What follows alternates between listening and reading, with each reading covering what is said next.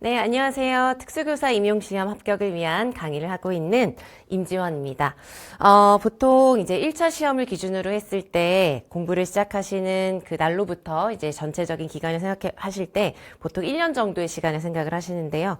그 시간 동안 여러분들이 이제 어떤 전략을 가지고 어떤 방향으로 공부를 하시는지에 따라서 공부의 질과 그리고 그것에 따른 결과가 진짜 달라지게 됩니다. 그래서 제가 지금 이 시간에는 여러분들이 앞으로 이제 공부를 하시기로 하셨으니까 어떻게 공부를 하시고 어떻게 계획을 세우셔야 되는지 어떤 것에 초점을 두고 공부를 하셔야 되는지에 대해서 설명을 좀 해드리려고 합니다. 그래서 먼저 보시면은 제가 앞서 간단하게 말씀드린 것처럼 보통 1차 시험을 기준으로 했을 때 길게는 1년 그리고 또 정확하게는 1차 시험이 11월에 있다 보니까 1월 초부터 시작을 한다고 해도 공부를 완전히 할 수 있는 기간은 10개월에서 11개월, 많게는 11개월 정도가 되는데 이제 그 시간 동안 여러분들이 어떻게 공부를 하시는지가 정말 중요합니다. 당연한 얘기지만 그래서 여러분들이 가장 먼저 생각해 보셔야 되는 거는 내가 이제 사람마다 여건과 상황과 뭐 여러 가지 그런 이제 조건들이 다르다 보니까 내가 이 공부에 투자할 수 있고 확보할 수 있는 시간이 어느 정도 되는지는 사람마다 다릅니다. 그리고 그 시간 동안만큼은 여러분들이 다른 모든 이제 일들이 여러 가지 일들이 있으시겠지만 그런 것들을 이제 우선순위를 잘 정하셔서 최우선순위를 공부에 두시고 하셔야 되는 거거든요. 그래서 그렇게 이제 하기 위해서 내가 앞으로 이제 1년 동안 또는 여러분들이 정해놓은 그 수험 기간 동안 확보할 수 있는 시간이 얼마나 되느냐라는 것부터 먼저 좀 생각을 해보셔야 돼요. 그래서 이제 좀 어떤 분들은 이제 뭐 학부생이시면서 이제 졸업을 앞두고 4학년 때 공부를 시작하시는 초수생분들도 계시고 또 많은 경우에는 그냥 졸업하고 올인해서 공부하시는 분들도 계시고 일 병행하면서 공부하시는 분들도 계시고 그러다 보면은 절대적으로 확보할 수 있는 시간의 양은 적을 수밖에 없습니다. 그런데 그 절대적인 시간의 양도 물론 필요한 부분은 있지만 그게 중요하다기보다는 나에게 주어진 시간 동안 얼마나 최선을 다해서 질 높은 공부를 하는지가 중요하거든요. 그래서 여러분들이 이제 전략을 세우시기에 앞서서 내가 1년 동안 이제 물론 시기마다 조금 다를 수는 있지만 전체적으로 어느 정도의 시간을 확보할 수 있느냐라는 걸 먼저 생각하셔야 돼요. 그래서 그 시간 안에 내가 해야 되는 것들을 정리하고 어떻게 시간을 잘 쓸 것인지 그걸 이제 잘 생각을 하셔야 됩니다. 그래서 이제 확보할 수 있는 시간 이제 우리가 그런 걸 하다 보면은 이것도 해야 되고 저것도 해야 되고 막 뭐 취미생활도 해야 되고 친구도 만나야 되고 막 이런저런 것들이 있는데 그런 거 모든 걸 다 이제 좀 냉정하게 1년 동안은 좀 버린다고 생각을 하시고 공부에 완전히 초점을 두고 내가 냉정하게 확보할 수 있는 시간을 잘 생각하시고요. 그 다음에 또 하나는 우리가 생각보다 굉장히 매일매일 하루하루에서 버리는 시간이 진짜 많거든요. 그래서 그런 버리는 시간을 한번 또 잘 생각을 해보세요. 내가 평소에 그냥 별거 안 하고 스마트폰 보면서 버리는 시간, 그다음에 자기 전에 누워서 그냥 유튜브 보면서 막 30분, 1시간씩 보내는 시간, 그런 시간들이 정말 크거든요. 그런 하루에 뭐 30분씩이라고 해도 그게 1년이면 정말 어마어마한 시간이고 그때 어떤 한 과목 하나를 끝낼 수 있는 시간입니다. 그래서 그런 시간은 다 버리고 최대한 버리고 우리가 완전히 완벽하게 시간을 쓸 수는 없지만 그건 최대한 버리고 확보할 수 있는 시간은 이만큼이다 라는 걸 먼저 생각을 하셔서 그 안에서 계획을 잡으시는 게 필요합니다. 그렇게 해서 좀 체계적으로 계획을 세우셔야지 막연하게 나는 뭐 1월부터 3월까지는 이런 공부를 하고 이런 식으로 하시게 되면은 제대로 된 체계적인 공부를 하실 수가 없을 수가 있어요. 그래서 먼저 나의 시간을 한번 잘 생각을 해보시기 바랍니다. 그 다음 또 하나는 똑같은 시간이 예를 들어서 뭐 100시간이 모두에게 주어졌다고 하더라도 어떤 방향으로 공부를 하는지가 진짜 정말 중요합니다. 이것도 당연한 얘기지만 근데 생각보다 방향을 처음부터 좀 잘못 잡거나 방향에 대해서 나 스스로 좀 제대로 된 생각을 하지 않고 그냥 다른 사람이 하는 거 그냥 따라한다거나 다들 저렇게 하니까 나도 저렇게 공부를 해야 되는구나 라고 그냥 별로 내가 어떤 공부를 해야 되는지에 대한 정확한 인식이나 의식이나 그런 정확한 판단을 하지 않고 그냥 쫓아가는 공부를 하는 경우가 생각보다 많이 있거든요. 그렇게 되면 물론 하다 보면 이렇게도 해야 되겠다 저렇게도 해야 되겠다라는 게 파악이 되실 수도 있지만 그냥 그렇게 타성에 젖어서 또는 다른 사람이 하는 대로만 하다 보면은 결국 나에게 필요한 공부를 하지 못하고 결과가 안 좋게 끝날 수도 있고 그런 경우도 생각보다 많이 있고요. 또 그 과정에서 중간중간에 이게 아니었구나라고 깨닫게 되더라도 그게 또 다 시행착오거든요. 물론 시행착오를 통해서 우리가 공부를 할 수도 있지만 여러분들이 최대한 주어진 기간 안에서 시행착오 없이 단기간에 합격을 하는 게 중요하잖아요. 그렇죠? 그래서 방향을 처음부터 잘 잡으시는 게 정말 중요합니다. 여기서 제가 방향이라고 써놓은 거는 예를 들면은 크게 어떤 방식으로 공부를 할 거냐. 예를 들어서 나는 처음부터 공부를 할 때 이해를 잘 하도록 하는 거에 초점을 두고 그런 방향으로 이제 목표를 두고 공부를 하겠다. 그럴 수도 있고 어떤 분들은 그냥 나는 이해하는 거 그냥 어렵다. 시간만 오래 걸리는 것 같고 뭐 모르겠다. 그냥 외우자. 이러는 분들도 계시고 여러 가지가 있거든요. 그런 방향을 이 시험에 맞게 방향을 잘 잡으시는 게 정말 중요합니다. 그래야 여러분들이 주어진 시간 안에서 제대로 된 시간을 보내고 제대로 된 공부를 하실 수가 있어요. 그래서 이 방향은 여러분들이 공부를 하는 내내 중간중간에 계속 생각하셔야 돼요. 내가 처음에 잡은 방향은 이런 것이었는데 내가 지금 어떤 방향으로 가고 있고 어떻게 잘못 세워 나왔는지 어떻게 잘 가고 있는지 아니면 방향을 이 부분에선 좀 어떻게 바꿔야 할지 이런 것들에 대해서 여러분들이 계속 매일매일 거의 매일매일 고민을 하시면서 체크해 가면서 그리고 수정할 것은 빨리빨리 수정해 가면서 공부를 하셔야 되는 거예요. 그래서 방향에 대해서 여러분들이 항상 공부하는 내내 잊지 않으셔야 됩니다. 그래서 제가 써놓으신 거고요. 그 다음에 또 하나 이것도 또한 정말 중요한 것 마인드셋이라고 이제 해놓은 거는 제가 아래쪽에다가 간단히 써놨는데요. 마인드셋이라는 건 내가 어떤 일을 할 때든 뭐 공부를 할 때든 일을 할 때든 무언가 성과를 내기 위해서 무언가를 할 때에 가져야 하는 태도 그 다음에 나의 인식, 가치관, 뭐 사고방식 이런 것들을 얘기합니다. 그런데 이건 뭐 우리 삶에서 인생을 살아가는 데 있어서도 뭐 매일매일 늘 중요한 것이긴 한데 특히 우리가 어떠한 이제 합격이라는 것을 목표로 해서 공부를 하는 기간 동안 이 마인드셋이 잘 되어 있지 않으면 이것 또한 주어진 시간에 내 시간을 쓰고 내 돈을 쓰고 내 체력과 정신력과 스트레스를 쓰면서 엉뚱한 공부라던가 잘못된 공부를 하실 수가 있어요. 그냥 힘들기만 하고. 그래서 마인드셋을 잘 해야 되겠다라는 것도 여러분들 처음부터 잘 좀 생각을 해주셨으면 좋겠습니다. 그래서 태도. 내가 어떻게든 이 시험에 내가 할 수 있는 모든 것들을 최선을 다해서 적극적으로 능동적으로 임해서 공부를 하겠다라는 태도를 가진 경우와 그냥 해야 되니까 하고 남들이 하니까 하고 그냥 시험을 보기로 했으니까 그냥 어쩔 수 없이 하고 이런 태도를 가진 경우는 정말 극과 극의 어떤 결과가 주어질 수가 있어요. 그래서 이제 마인드셋을 하실 때 여러분들이 적극적으로 그리고 제일 중요한 건 또 초인지를 발휘하시는 거예요. 초인지라고 하는 거는 나에 대해서 스스로 인지할 수 있는 거잖아요. 그래서 내가 매 시기마다 나는 지금 어떤 공부를 해야 되고 내가 어디까지 왔고 나의 목표는 무엇이어야 하고 나는 어떤 방법으로 공부를 해야 되는지 나에게 주어진 시간은 어떤 것이 어느 정도가 있는지 이런 나의 여러 가지 인지 상황이라던가 여러 가지 조건이라던가 내가 활용할 수 있는 모든 어떤 무슨 자료라던가 이런 모든 것들에 대해서 나 스스로 판단을 하실 수가 있어야 되고 그걸 바탕으로 해서 적극적인 태도로 능동적인 태도로 임하시는 게 정말 중요합니다. 그렇게 하는 경우와 그렇지 않은 경우는 또 말씀드리지만 정말 달라요. 똑같이 앉아있고 똑같이 힘들고 똑같이 스트레스 받지만 정말 다릅니다. 그러니까 여러분들 어차피 공부를 하시기로 하셨으면은 잘 되는 방향으로 하시는 게 좋잖아요. 그렇죠? 그래서 조금 그 과정이 물론 쉽지 않습니다. 쉽지 않지만 여러분들에게 주어진 시간을 잘 파악하시고 방향을 잘 잡으시고 마인드셋을 잘 하시는 것을 항상 생각하시면서 이제 나머지 구체적인 계획을 체계적으로 잘 세우시는 것이 중요하다라는 걸 잊지 않으셨으면 좋겠어요. 그래서 중간중간에 조금 이제 뭐 걸림돌이 있고 어렵고 판단이 좀 어렵고 선택이 어렵고 할 때마다 이런 점들을 생각을 하시면서 내가 적극적으로 나에게 맞는 걸 선택하겠다라는 걸 항상 잊지 마시고 보시기 바랍니다. 그래서 저 세 가지가 또 이제 구체적인 어떠한 사항들에 앞서서 가장 중요하다는 생각이 들어서 말씀을 드렸고요. 이 시간에는 이제 좀 구체적으로 이제 알려드릴 것들을 이제 목차인데요. 보시면은 우선 여러분들이 시험에 대비해서 공부를 하시려면은 제일 먼저 해야 되는 게 뭐냐면 이 시험이 뭔지 아셔야 됩니다. 그죠? 내가 이제 적을 알아야 내가 이길 수 있는 것처럼 내가 무엇을 해야 되고 어떤 시험을 보는지를 알아야 그거에 맞는 공부를 하실 수가 있겠죠. 그래서 먼저 전공별로 여기서 말하는 전공별이라고 하는 거는 이제 유초 중이 다 다르거든요. 그래서 그거에 따라서 시험 범위가 어떻게 되는지 이제 보실 거고요. 그 다음에 과목별 학습 전략. 요 과목별이라고 한 거는 제가 이제 표현을 과목별이라고 했는데요.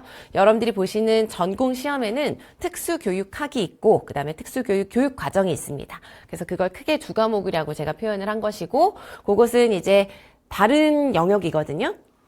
그래서 공부하는 방식이나 전략이 또 다릅니다. 그래서 그거에 대해서 좀 간단하게 알려드릴 거고요. 그 다음에 시기별로 어떠한 순서와 흐름으로 공부를 해야 되는지에 대해서 알려드릴 거고 그 다음에 여러분들이 보시는 문제의 그 시험 전형은 서답형이라고 해요. 서답형이라고 하는 건 세 가지의 주관식의 유형이 다 포함이 되는 겁니다. 그래서 기입형, 서술형, 논술형. 그래서 그 문제 유형별로도 우리가 결국은 답을 잘 써야 하는데 답을 잘 쓰기 위해서 우리가 대비할 사항들이 좀 달라요. 그래서 그걸 좀 간단하게 또 알려드리고 그 다음에 자료 활용은 어떻게 할 수 있는지, 스터디 활용은 어떻게 할 수 있는지, 그리고 마지막으로 고득점을 하기 위해서 우리가 꼭 지켜야 되는 건 어떤 것들이 있는지 이런 것들을 좀 알아보려고 합니다. 자, 그래서 먼저 전공별 시험 범위를 이제 알려드릴게요. 요거는 각자 해당하는 전공이 있으실 텐데요. 각자에게 해당하는 것 참고해서 보시면 되는데 참고로 이제 제가 이따가 기출문제에 대해서 말씀을 드릴 건데요. 기출문제는 유아, 초등, 중등의 각각의 기출문제가 있는데 이제 기출문제 공부를 하실 때는 전공별로 나는 유아니까 유아 문제만 보고 이렇게 하시면 안 되고요. 다 보셔야 돼요. 공통적인 내용은 특수교육학에 대해서는. 그래서 여러분들이 이제 내 전공이 아니어도 다른 전공의 기출문제도 이렇게 구성되어 있구나라는 정도는 알아두실 수 있는 사항입니다. 그래서 전공별로 조금 더 유념해서 보시되 제가 이제 올해 시험 문제도 좀 보여드릴 거거든요. 그걸 보면서 이제 문제가 어떻게 생겼는지 좀 보시라고 알려드릴 건데 그런 걸 볼 때는 전공 상관없이 같이 참고해서 보시면 되겠습니다. 그래서 먼저 유아 초등은 시험 전형이 같습니다. 같은 날 시험을 보고요. 같은 전형으로 이루어집니다. 그래서 1차, 2차, 뭐 중등도 마찬가지 1차, 2차로 되어 있는데 1차가 여러분들이 이제 10개월, 11개월 동안 공부하시게 되는 내용을 1차를 위해서 하는 거예요. 그래서 먼저 유아초등 보시면은요. 유아초등은 1차가 100점 만점에 교직논술과 교육과정이라는 것으로 이제 구성이 되어 있고요. 교직논술이 20점, 교육과정이 80점이 되겠습니다. 그 다음에 이 교육과정이라고 표현이 되어 있는데요. 이 교육과정은 좀 광범위한 용어이고요. 요 안에 이제 무엇이 있냐면 특수교육학이 있고 특수교육학. 여러분들 학부 때 공부하시는 특수교육학이 있죠? 특수교육학이 있고 그 다음에 국가에서 제시한 특수교육, 교육과정이 있어요. 이게 다 포함이 되는 겁니다. 교육과정.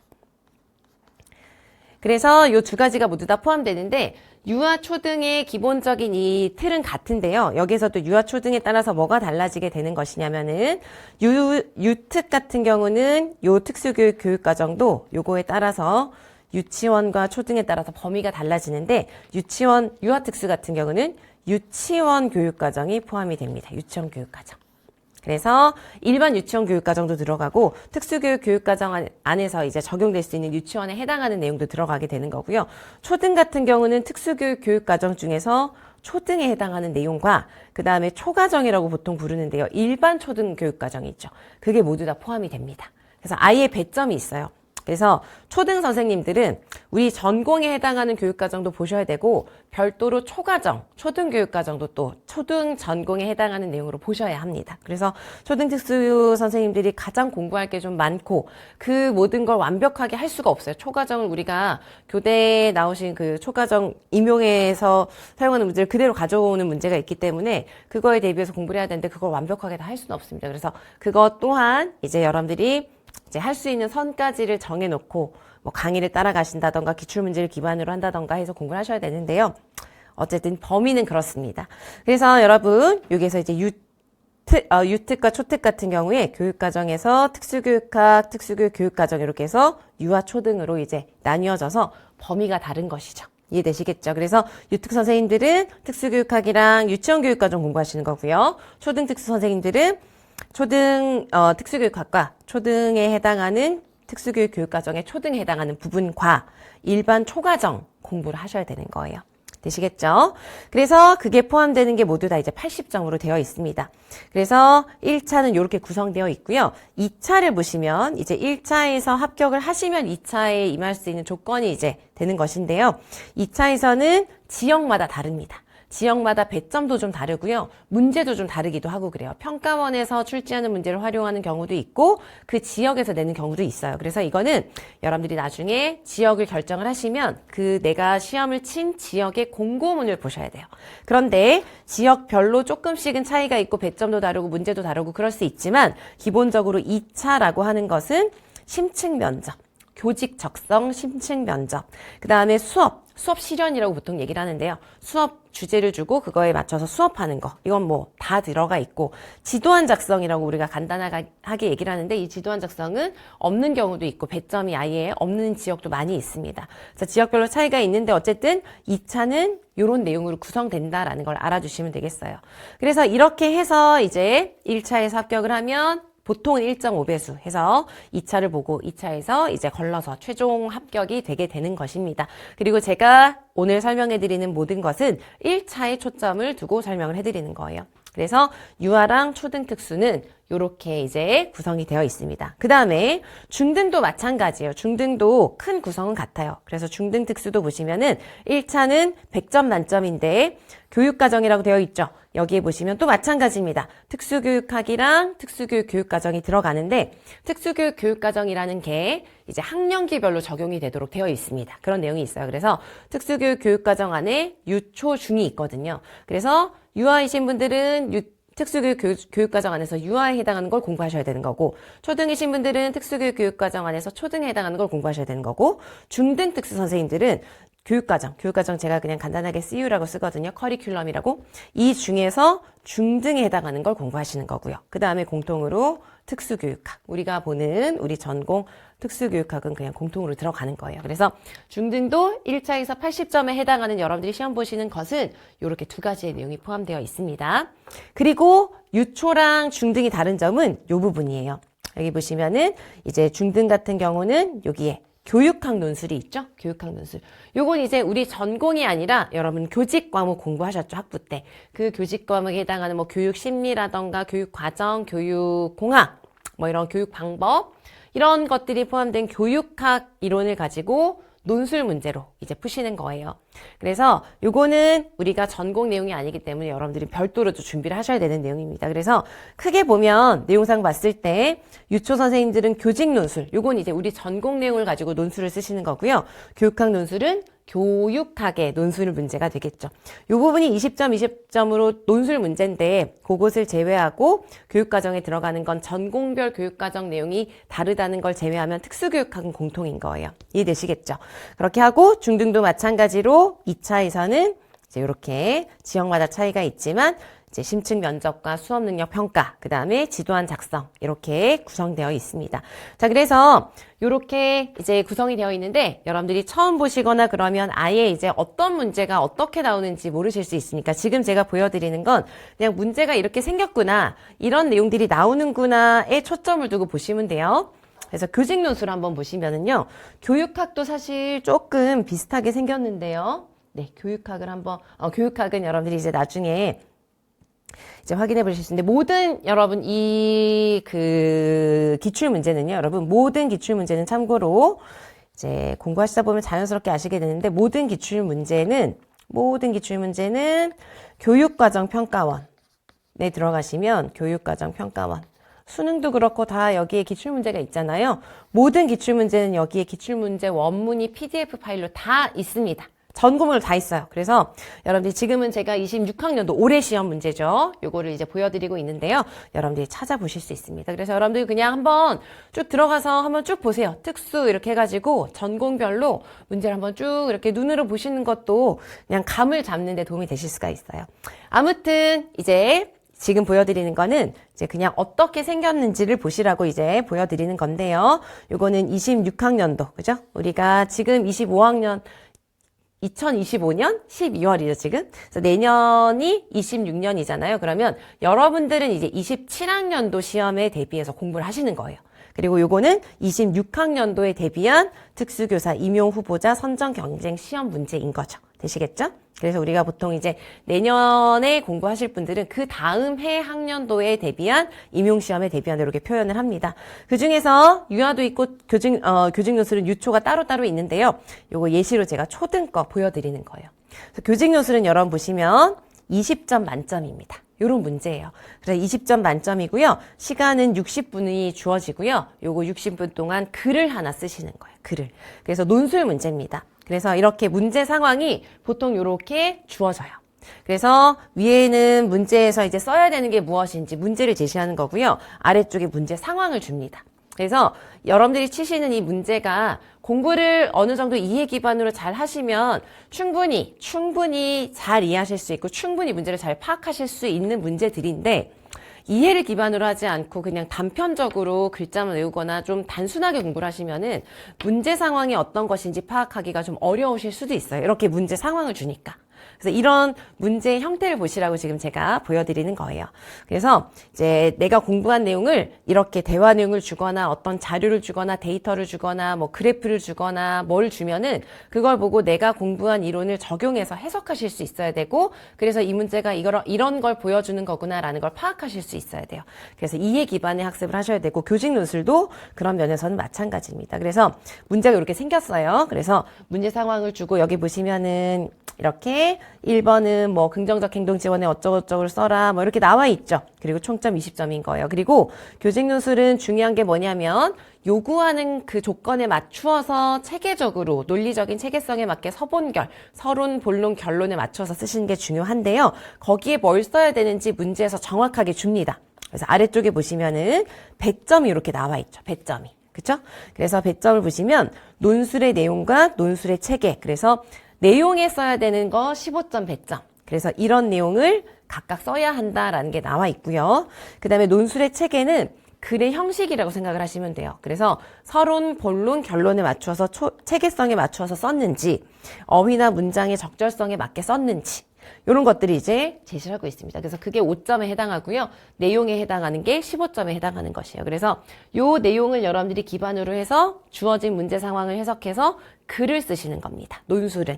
그래서 여러분들이 요거를 잘 보시고 이렇게 요렇게 이런 거구나라는 걸 생각해 보시면은 사실 논술은 여러분 어떤 분들은 원래 글을 좀 잘 쓰시거나 조금 뭐 이해력이 조금 좋으시거나 글을 좀 잘 쓰고 문장을 좀 깔끔하게 잘 쓰고 우리가 비문이라고 하는데요. 비문이라고 하는 건 문법적으로 오류가 있고 주술 관계가 안 맞고 한 그런 잘못된 문장을 말하는데 그런 문장 없이 문장을 잘 쓰시는 분들은 사실 논술에 시간을 그렇게 많이 안 쓰시고도 되게 점수를 잘 받으시는 분들도 있어요.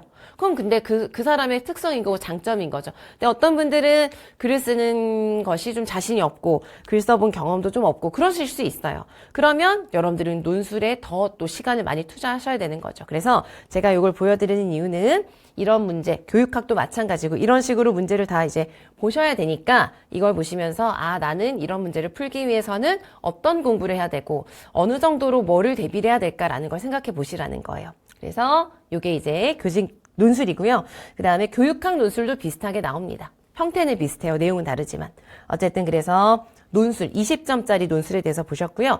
보통 논술은 또 사람마다 다르지만 꽈락은 당연히 넘어야 되는 거고요. 꽈락을 넘어서 보통 이제 좀 잘 쓰시는 분들은 18점, 19점, 만점도 있을 때가 꽤 있고요. 그 해마다 난이도에 따라 다르지만 그래서 여러분들도 기본적으로 논술 20점 배점이잖아요. 20점에서는 최소한 내가 점수를 깎이지 않도록 한번 해보자 라는 것에 목표를 두고 그러려면 뭘 해야 될지를 꼭 생각을 해보세요. 그렇습니다. 그 다음 제가 보여드리는 예시는 이제 무엇이냐면 우리 아까 이제 80점 배점이 있었죠. 거기에서 이제 유치원 교육과정에 이제 보시면은 여러분 다시 여기를 잠깐 보시면은요. 둘 다 이게 어떻게 구성이 되어 있냐면은 유아 초등특수의 교육과정 80이라고 되어 있는 것도 전부 다 교육과정 A, B로 구성이 되어 있어요. A, B. A, B에 그냥 여러 가지가 섞여 있어요. 그래서 A 40점, B 40점 이렇게 해서 구성이 되어 있고요. 중등도 마찬가지예요. 요 80점의 교육과정이라고 하는 게 전공 A, B의 40점 배점으로 이렇게 이제 두 교시로 보게 됩니다. 그래서 지금 제가 보여드린 요 문제는 유치원 교육과정의 A 문제인 거예요. 이렇게 구성되어 있고 보시면은 8문항에 40점. 그래서 여러분 8문항 그러면 너무 문항수가 적죠? 내가 1년 내내 공부하는데 8문제로 보느냐. 근데 이 8문제 안에 다시 소문항이 있습니다. 그래서 보통 소문항이 한 3문제 정도는 있어요. 그래서 이제 보통은 이제 8문항에 40점이니까 한 문항에 한 4.5점, 5.6점 요 정도가 되겠죠. 그래서 그 안에 소문항으로 구성을 해서 다시 한 문제에 이제 한 5점 정도가 되게 평균적으로 그렇게 해서 구성이 되어 있습니다. 그래서 지금 이거도 여러분 문제가 어떻게 주어지는지를 보시는 거예요. 그래서 1번을 예를 들어서 그냥 바로 보시면 아주 많은 흔한 경우가 이렇게 교사의 대화 내용을 줍니다. 대화 내용.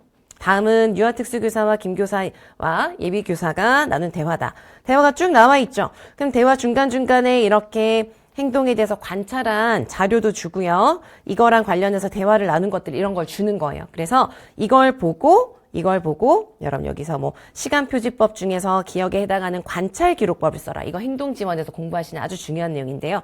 요런 거 쓰고 그 다음에 여러분들이 잘 보셔야 되는 건 이런 관찰 기록법을 써라. 이런 거 있죠. 요런 것들은 그냥 용어로 쓰면 되는 기입형이에요. 그런데 아래에 이제 동그라미 2번에 보시면 1번에도 동그라미 1번, 2번이 있잖아요. 여기 보시면 시간표지법이 적절하지 않은 이유를 써라. 요런 거 있죠. 요런 것들은 서술을 하셔야 되는 거예요. 서술. 이 서술을 잘 하셔야 돼요.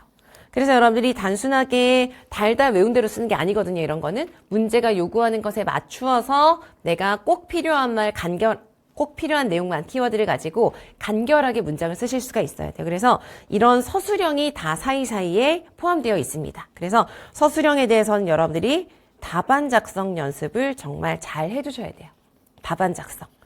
내가 아무리 달달 외웠고 다 아는 내용이어도 이 문제에서 요구하는 이 문제의 답안에 키워드가 있는데 이걸 정확하게 파악하지 못하고 그냥 엉뚱한 내용을 쓰거나 그냥 외운 걸 그냥 단편적으로 쓰거나 그러면 문제가 요구하는 답이 아니니까 당연히 이제 채점이 될 수가 없겠죠. 그래서 문제가 요구하는 게 이거구나. 그래서 내가 공부한 걸 이렇게 적용해서 이렇게 답을 써야 되겠다라는 훈련이 필요한 게 바로 이런 서술형이에요. 되시겠죠? 이런 식으로 문제가 구성이 됩니다. 또 아래쪽에 보시면은 괄호 안에 디귿에 들어갈 말을 써라. 대화 내용에 이제 보시면은 요렇게 나와 있죠. 장기 목표를 정할 때 어떻게 한다라고 해서 여기에 들어가는 중요한 용어가 있습니다. 이런 걸 찾아서 쓰는 거예요. 그래서 이걸 또 잘 파악하려면 요 대화의 맥락을 잘 보셔야 돼요. 맥락을 보고 이게 이런 의미구나라는 걸 파악하고 여기에 들어가는 말을 파악하셔야 되는 거죠. 이런 식의 문제들입니다. 그래서 이런 식으로 이제 교육과정, 우리가 아까 본 것처럼 80점 만점에 들어가는 AB에는 특수교육학도 있고 교육과정도 있다고 했잖아요. 이런 식으로, 이런 식의 형태로 특수교육학과 교육과정 문제가 섞여서 여러 가지가 전 영역에서 나오게 되는 거예요. 되시겠죠? 그래서 이렇게 문제가 주어진다는 거 보시고. 그래서 유아 문제 보셨고요. 모양은 거의 비슷합니다. 초등도 보시면은 초등교육과정 A를 예로 들어서 보시고 이제 8문항에 40점 이렇게 되어 있습니다. 그리고 초등 문제는 거의 최근 기출 문제를 보면은 우리 아까 교육과정 문제 있다고 했잖아요. 그 교육과정이 바로 이 22 개정 특수교육 교육과정입니다. 근데 초등 문제는 초등 선생님들은 참고하실 게 초등 문제는 지금 몇 년째 계속 A의 1번은 무조건 초등 교육과정, 그러니까 개정 특수교육 교육과정에 총론이라는 게 있어요. 총론이라는 게 있거든요. 총론. 그래서 총론에 해당하는 문제가 A에 무조건 5점이 나오고 있어요. 그래서 이건 외워야 되는 거거든요. 그래서 항상 80점 중에 5점은 총론으로 통째로 나온다는 걸 기억하시고 총론을 열심히 외우셔야 되는 거예요. 그래서 이 교육과정 문제는 여러분 참고로 교육과정 문제는 사실은 전체적으로 이런 내용이구나라는 걸 간단히 기본 내용을 이해하고 구조를 파악하고요. 그 다음은 진짜 정확하게 외우시는 게 중요한 부분이에요. 그래서 여기 들어가는 말, 그 다음에 뭐 여기 나와 있는 문장 이런 것들이 있죠? 이거 거의 다 교육과정에 그대로 나와 있는 것들입니다. 그래서 그걸 대화 내용으로 구성하든 표로 주든 해서 그걸 보고 관련되는 내용, 요구하는 내용 그런 것들을 그대로 쓰시는 거예요. 그래서 옆에도 보시면은 22개정 특수교육 교육과정 총론에 근거하여서 어디에 근거해서 그대로 나와 있죠? 요거 여러분들 다 공부하실 것들이거든요. 기본적인 틀이에요. 여기에 근거해서 이거에 해당하는 근거를 써라. 여기에 해당하는 근거를 써라. 이거는 이제 거의 그대로 교육과정에 나와 있는 걸 쓰셔야 되는 문제입니다. 그래서 이거는 암기력이 좀 중요한 부분이고요. 이것도 마찬가지로 여기에 해당하는 디귿과 같이 이렇게 할 수 있는 근거를 써라. 올해는 특히나 이제 교육과정에 나와 있는 근거를 그대로 좀 통째로 써야 되는 문제들이 많이 나왔습니다. 되시겠죠? 그래서 요게 이제 교육과정에 해당하는 문제의 좀 전형적인 유형이라고 보시면 되겠고요. 그 다음 여기 보시면 이제 2번을 또 예를 들어서 볼게요. 요건 이제 특수교육학 문제예요. 특수교육학의 여러 장애 영역이 있잖아요. 그 중에서 자폐 학생이 이렇게 자폐 학생에 대해서 이런 대화를 나누고 있다 그러면은 보통은 그런 대화 내용 안에 학생의 특성을 줍니다. 특성이라던가 뭐 학생에 대한 어떤 교육적 요구에 대한 내용이라던가 이런 걸 주는 거예요. 그래서 그걸 바탕으로 해서 여러분 보시면은 여러 가지 내용이 주어질 수 있겠죠. 그래서 이제 자폐랑 지적장애를 동시에 진단할 수 있다고 하더라. 그거랑 관련을 해서 올해 또 나왔던 것은 지금 우리가 기억을 봤잖아요. 기억의 근거를 써라. 근데 여러분들이 이것도 다 외우실 건데 아주 중요한 건데 DSM-5라고 하는 진단 기준이 있습니다. 그래서 거기에 근거해서 기억의 근거를 써라. 이런 거 이제 다 공부하시게 되는 특수교육학의 내용인 거예요. 그 다음에 또 내려와서 보시면은 이제 그림 교환 의사소통 체계라고 하는 그런 전략을 여러분들이 보시게 될 건데 그거랑 관련을 해서 거기에 중재자가, 그래서 여기선 교수자라고 표현을 했는데요. 중재자가 2명이 있다. 그들의 역할을 써라. 구분해서 써라. 이런 것도 여러분 보시면 기입형일까요? 서술형일까요? 다 서술형이죠. 그래서 이것도 보시면 아, 이런 문제구나라는 걸 파악하시고 서술하셔야 돼요. 서술. 그래서 서술이 그냥 내가 외운 걸 그냥 옮겨 적는다. 이게 아니거든요. 문제가 요구하는 것에 맞게 여기에서도 분명히 보시면은 역할을 구분해서 쓰라고 했으니까 2사람의 교수자 중에서 한 교수자는 이렇게 하고 한 교수자는 이렇게 한다라고 해서 문장 정리를 잘 해서 쓰셔야 되겠죠. 그런 것들까지도 연습을 잘 하셔야 제대로 된 점수를 다 받으시고 고득점을 하실 수가 있습니다. 자, 아무튼 이런 식으로 문제가 나오는구나라는 거 보세요. 또 이렇게 주어진 내용을 보고 디귿에 해당하는 용어를 써라. 이런 식으로 주어집니다.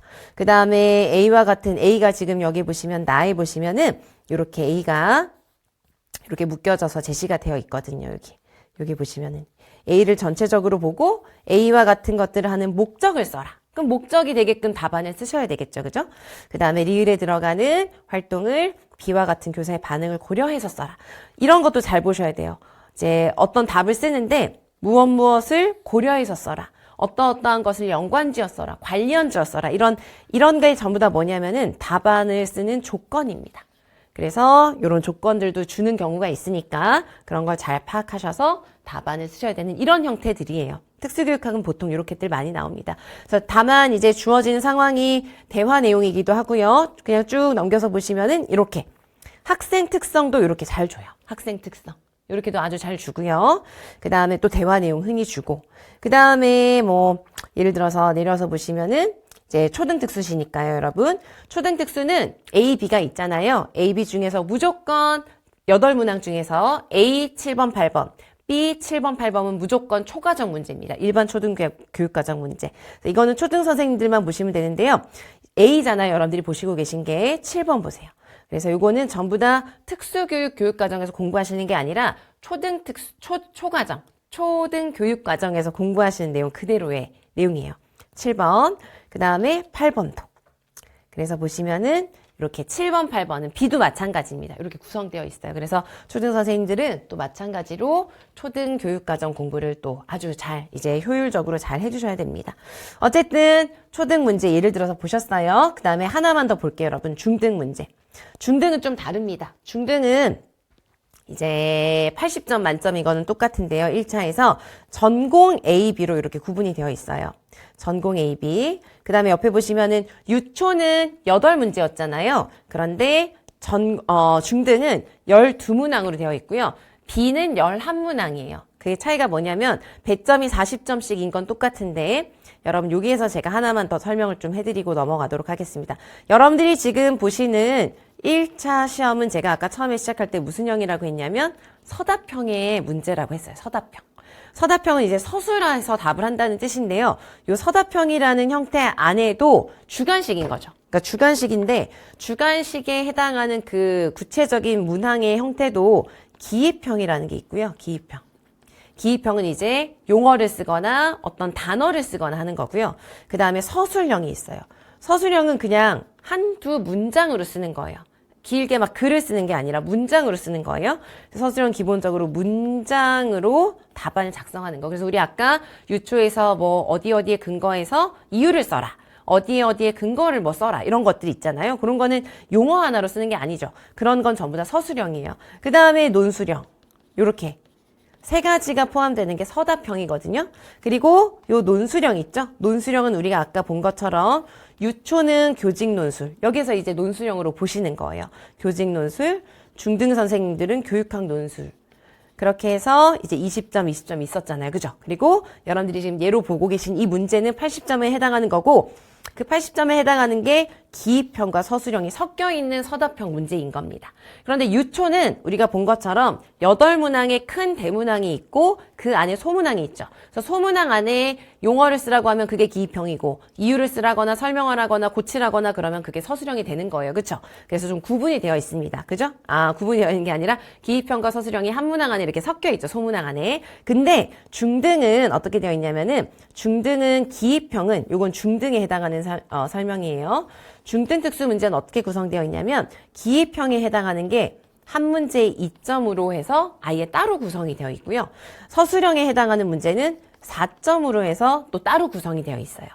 그래서 A 같은 경우는 여러분 어떻게 되어 있냐면 A 같은 경우는 지금 여러분 A 보시는 거잖아요. 이 40점이 기입형 내문항.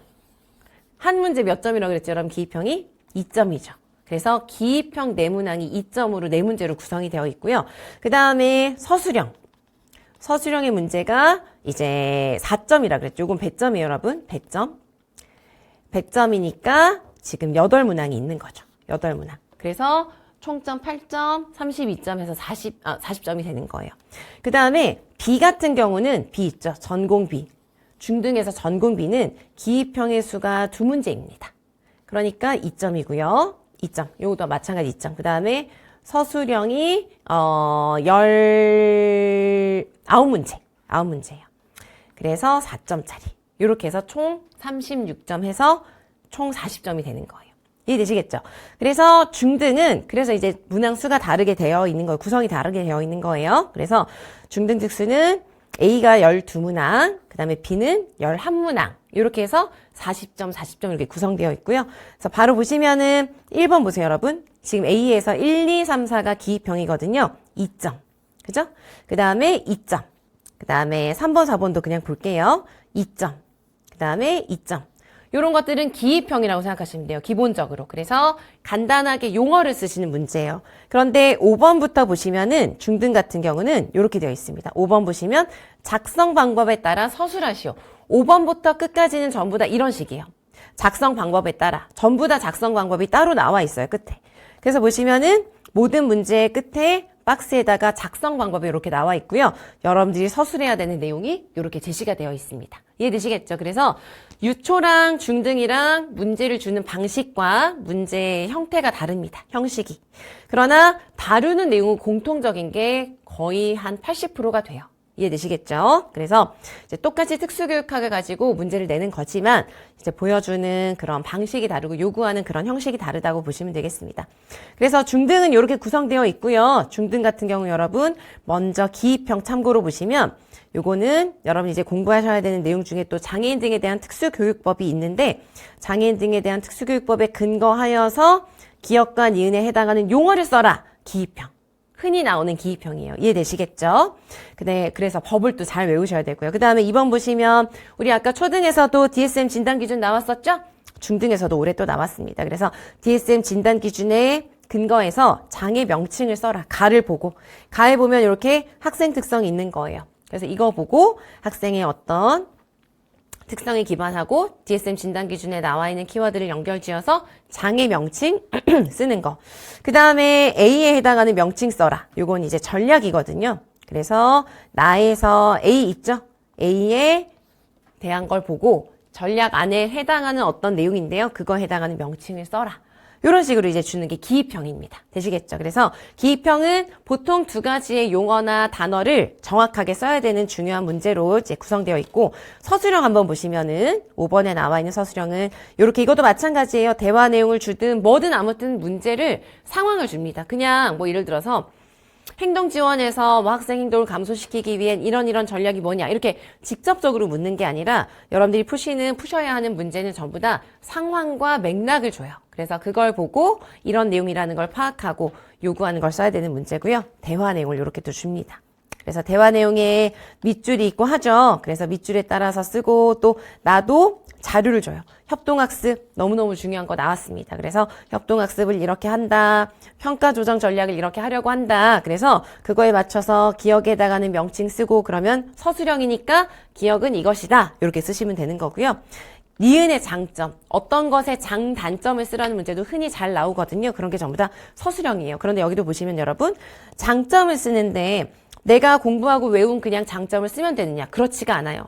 그 여러 가지 장점 중에서도 개별 학생의 학습 진도 관리 측면에서 어떤 측면에서 써야 되고 무언가를 관련 지어야 되고 고려해야 되는 그런 작성 조건이 있습니다. 답안 작성 조건. 그러면 여러분들은 요걸 보고 요걸 참고해서 장점을 한 문장으로 쓰셔야 되는 거죠.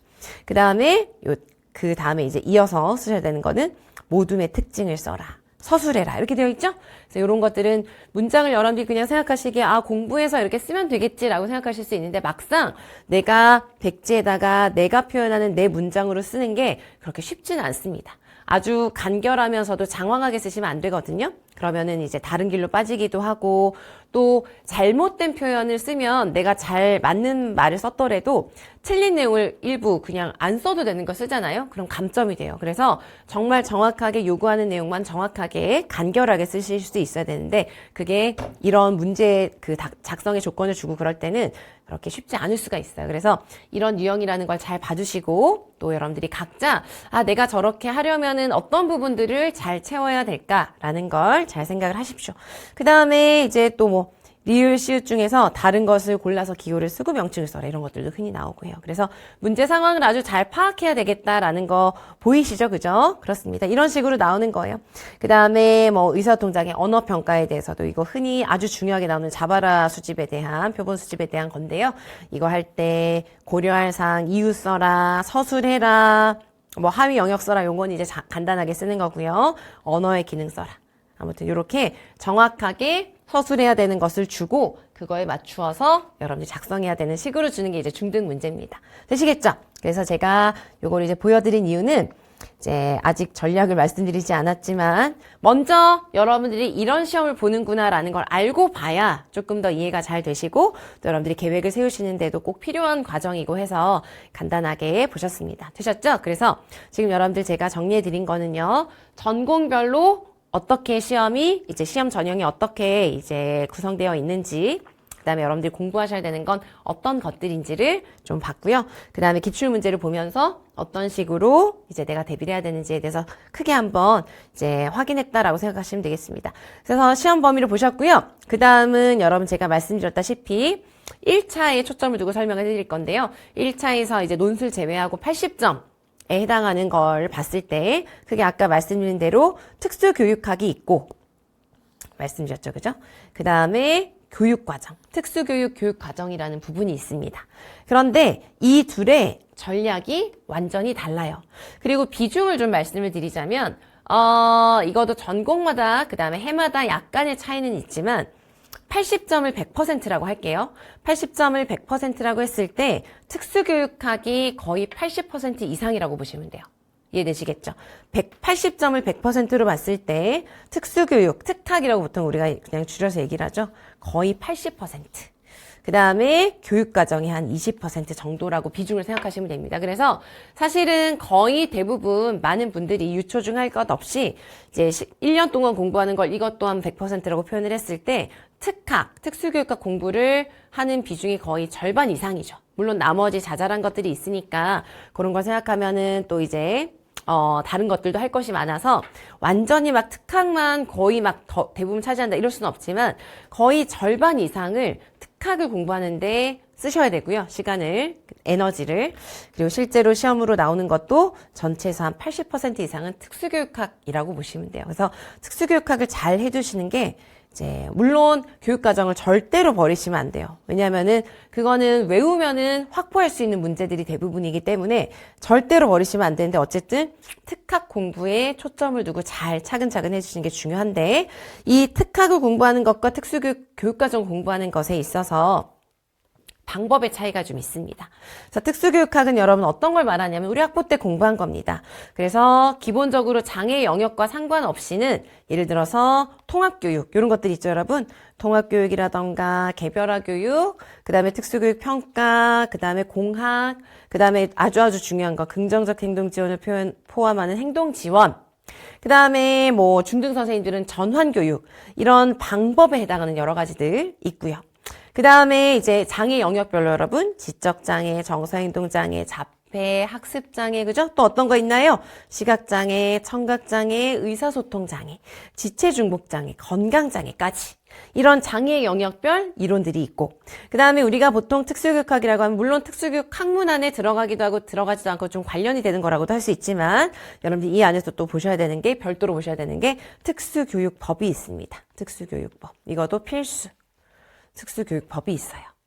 그래서 이런 여러 가지들이 이제 전체적으로 봤을 때 들어가는 게 특수교육학이고요.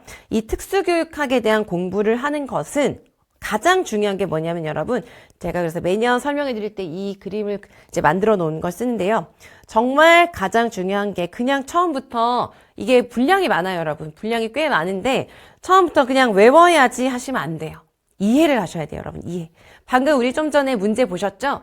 그런 문제를 잘 푸시려면, 고득점을 하려면 이해를 기반으로 해서 공부를 하셔야지 잘 이해하지 않은 채로 그냥 달달 외우기만 하잖아요? 외우는 건 누구나 할 수 있어요. 그냥 10개월 동안 진짜 그냥 죽을 힘을 다해서 외우자. 그러면 다 책 달달 외울 수 있죠. 근데 외우다 보면 이해되는 것도 당연히 있어요. 사람이 이제 공부를 하다 보면 인지를 하게 되니까. 그런데 이해를 하고 외우는 것과 그냥 외우는 건 너무 천지 차이입니다. 그래서 이해를 기반으로 해서 외워야 될 걸 외우고 그걸 적용하는 것과 단순하게 그냥 외워놓고 적용을 하는 것은 어떤 문제가 어떻게 주어지는지에 따라서 해결할 수 있느냐, 해결할 수 없느냐로 나뉘어지기도 하는 거예요. 그래서 특학은 문제가 쉽게 나오면 사실 그냥 단순 암기로 해서 해도 되지만 이 기출문제라고 하는 게 매년 어떻게 나올지 사실은 일정한 그런 패턴이 없다고도 할 수 있거든요. 출제자의 어떤 뭐 그런 특징이라던가 뭐 매년 아무튼 다릅니다. 그래서 여러분들은 공부하실 때 문제가 쉽게 나오든 어렵게 나오든 적용력을 좀 많이 요구하는 문제가 나오든 그렇지 않든 여러분들이 잘 이제 내가 잘 파악을 하고 잘 이제 해결할 수 있도록 하기 위해서는 이해를 먼저 하셔야 되는 거예요. 이해를 하면 여러분 거의 대부분 제가 봤을 때 한 이해를 잘 하잖아요. 그럼 여러분 내가 외워야지 하지 않아도 외워지는 게 진짜 과장하지 않고 절반 이상은 됩니다. 그거를 재미없게 단편적으로 외우려고 하지 마시고 여러분 특학은 항상 먼저 이해하고 외우자. 이해하고 여러분 초반에는 그게 당장 외워지지 않는다고 조급해 하실 필요가 없어요. 이해를 하고요. 그 다음에 정리를 하는 거예요. 여기서 말하는 정리는 이제 제가 뭐를 정리하시라는 거냐면 여러분들이 보는 그 수많은 이론에는 그 이론들이 전부 다 문장으로 설명되어 있고 하잖아요. 그걸 다 외우시는 게 전혀 아니에요. 거기에서 핵심. 그러니까 핵심이 뭔지를 알려면 이해를 해야 돼요. 이해를 하지 않으면 그 내용의 핵심이 뭔지 알 수가 없어요. 모르고 그냥 이게 핵심인지 저게 핵심인지도 모른 채 그냥 통째로 막 외우고 그러시면 안 된다는 거예요. 그래서 잘 이해를 해보면 이 전체적으로 이건 맥락으로 보여주는 거고 이거는 기반이 되는 설명이고 이게 핵심이다라는 게 있거든요. 그 핵심, 그러니까 우리가 흔히 얘기하는 키워드, 이론의 키워드 이거를 정리하시는 거예요. 그 다음에 그 정리를 하는 과정. 그래서 여러분 여기에서 이해하고 정리하는 과정이 특수교육학 공부를 하는 초반에 이루어져야 되는 과정이라고 볼 수 있는데요. 요 기간이 꽤 길어요. 그래서 뭐 1월에 처음 공부를 시작하시면은 보통 막 처음에는 막 의욕이 불타오르니까 기간을 막 2개월 안에 다 해야지, 3개월 안에 다 해야지. 3개월, 2개월 안에 절대 다 할 수가 없어요. 그래서 여러분들이 요 이해하고 정리하는 거는 아주 길게는 여러분 상반기 내내 하셔도 괜찮습니다. 그러니까 제가 뭐 기간을 딱 정해놓고 말씀드리려고 하는 건 아닌데 사람마다 뭐 굉장히 뭐 빨리빨리 이해를 할 수 있고 좀 막 속도 있게 공부를 하실 수 있는 분이시면은 뭐 빨리 해도 됩니다. 근데 어쨌든 중요한 거는 제대로 이해하고 제대로 정리하는 데에 있어서 기간을 좀 충분히 잡자는 거죠. 그걸 제대로 해놓은 게 그때 그 순간순간에는 어제 한 게 잘 기억 안 나는 것 같고 하지만 그 과정 자체가 어디 가지 않거든요. 남아 있습니다. 그래서 그게 잘 남아 있다가 나중에 이제 본격적으로 외워야지. 외울 땐 뭘 외우냐? 이거 정리해 놓은 핵심과 키워드를 외우는 거예요. 그래서 이 앞에 이제 상반기에 하든 뭐 3, 4개월 안에 하든 어쨌든 이해하고 정리하는 걸 잘 해두면 암기가 훨씬 수월하고요. 저절로 암기되는 것들이 많이 있습니다. 이해되시겠죠? 그래서 암기를 하면서 이제 마지막에는 이제 필요한 부분에 따라서 적용을 해보고 문제를 풀어보는 거예요. 그 다음에 문제를 풀어보면은 아까 우리가 봤지만 서술형 같은 경우는 문제가 요구하는 것에 맞게 암기한 걸 그대로 쓰는 게 아니에요. 특학은 거의 대부분. 그대로 강론서나 이론서에 있는 문장을 그대로 쓰는 문제는 거의 없습니다.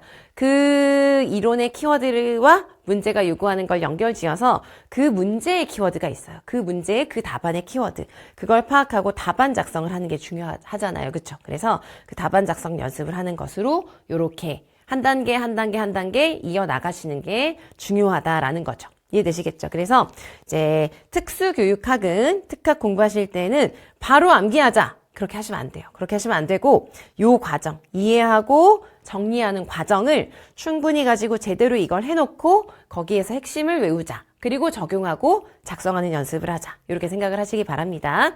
그래서 그렇게 공부하시는 게 중요하다는 그런 방향을 알려드린 거고요. 그에 비해서 여러분, 우리가 얘기한 교육과정 있죠. 교육과정, 여기서 얘기하는 교육과정은 특수교육 교육과정입니다. 그래서 다시 한번 말씀드리지만 유치원 선생님들은, 유아특수 선생님들은 유치원에 해당하는 교육과정을 보시는 거고, 초등 선생님들은 특수교육과정이랑 특수 중에서도 초등에 해당하는 것만 보시면 되고요. 그 다음에 초과정을 보셔야 되는 거고, 중등 선생님들은 특수 중에서 중등에 해당하는 것만 보시면 되는 거예요.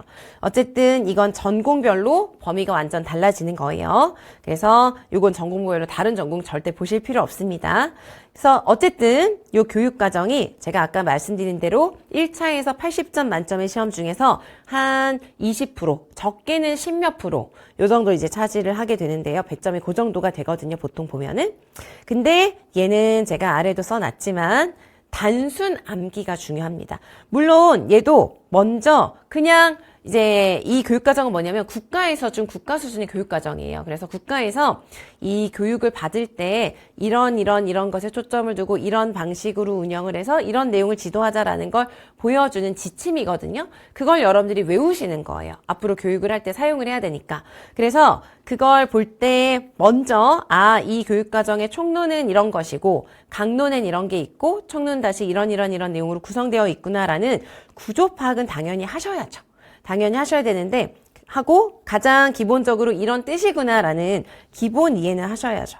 그래서 기본적으로 이런 내용으로 구성되어 있구나라는 걸 알고 난 다음은 여러분 요거는 무조건 암기예요. 우리 아까 예시로 문제 보셨다시피 22년 개정 특수교육 교육과정에 어디에 있는 내용을 근거해서 써라 그러면 거기 있는 문장을 이거는 그대로 거의 쓰는 겁니다. 거의 다. 그래서 얘는 여러분들이 나중에 거의 총론, 이제 총론이라는 게 있거든요. 나중에 아시게 될 건데요. 총론은 거의 통암기. 통암기라는 건 문장을 거의 다 암기를 하는 걸 말해요. 그래서 처음에는 키워드로 빈칸 뚫어놓고 하다가 구로 외우다가 나중에는 통암기를 하고 그렇게 하거든요. 그래서 암기를 좀 잘 하셔야 됩니다. 그래서 암기를 하는 게 여러분들이 이제 보시면은 암기가 재미가 없어요. 특학은 여러분 공부해 보시면은 재밌게 하실 수 있는 부분들이 많이 있거든요. 그리고 알아가는 재미도 있고 또 이렇게 성취감도 있고 그런데 이 교육과정 같은 경우는 단순 암기가 좀 있다 보니까 외워도 외울 건 많이 있는데 매일 외운다고 하는데 잘 안 외워지고 또 까먹고 자괴감에 빠지고 그러다 포기하고 하기 싫어지고 그런 경우가 진짜 많고 많이들 그렇습니다. 그런데 또 생각해보면 정말 매일매일 했느냐 이렇게 이제 생각을 해본다면 또 그렇지 않을 수도 있어요. 그래서 여러분 이거는 여러분 시작하실 때 아예 그냥 매일 외워지든 안 외워지든 무조건 매일 짧게 반복을 하겠다라고 생각을 하세요. 그래서 매일 일정하게 많은 시간 하지 않으셔도 돼요. 교육과정은. 그래서 매일 예를 들어서 1시간. 지금 처음 공부하실 때니까 매일 1시간 매일 반복하는 거예요. 예를 들어서 10개월 동안 매일 1시간, 매일 일어나자마자 1시간, 아니면 매일 잠들기 전에 1시간 그렇게 하잖아요. 그러면 못 외울 수가 없습니다. 안 외워질 수가 없어요. 진짜로. 그렇게 안 하기 때문에 안 외워지는 거예요. 사실은. 그래서 여러분 매일 이렇게 실천하는 게 어려워요. 사실은.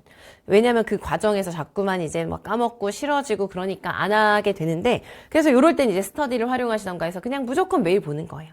아무튼 그런 식으로 해서 여러분 교육과정은 지금 말씀드리려고 하는 거는 단순. 그래서 제가 여기도 써놨죠. 최대한 많은 반복을 해서 장기 기억화를 하는 게 가장 좋고 단순하면서도 효과적인 방법입니다. 이해되시겠죠? 그래서 특히 총론은 통암기가 필수라는 걸 잊지 마시고 다들 외워두시기 바래요. 그래서 지금 말씀드리는 건 이제 여러분들이 공부하셔야 되는 큰 두 개의 과목이 있는데 특수교육학이랑 교육과정이 있는데 요 둘에 대한 공부 방향, 접근 방식은 달라져야 된다. 요걸 좀 잘 보셨으면 좋겠어요. 자, 그래서 그걸 말씀을 드렸고요. 그 다음은 이제 시기별로 학습 전략을 어떻게 세워야 되는지에 대해서도 말씀을 드릴 텐데 이 시기별은 제가 이제 시기별이라고 하긴 했습니다만 요거는 공부를 시작하는 시점이 다 다릅니다. 예를 들어서 처음 공부를 하시는 분들은 보통은 1월 첫 주에 많이 시작을 하세요.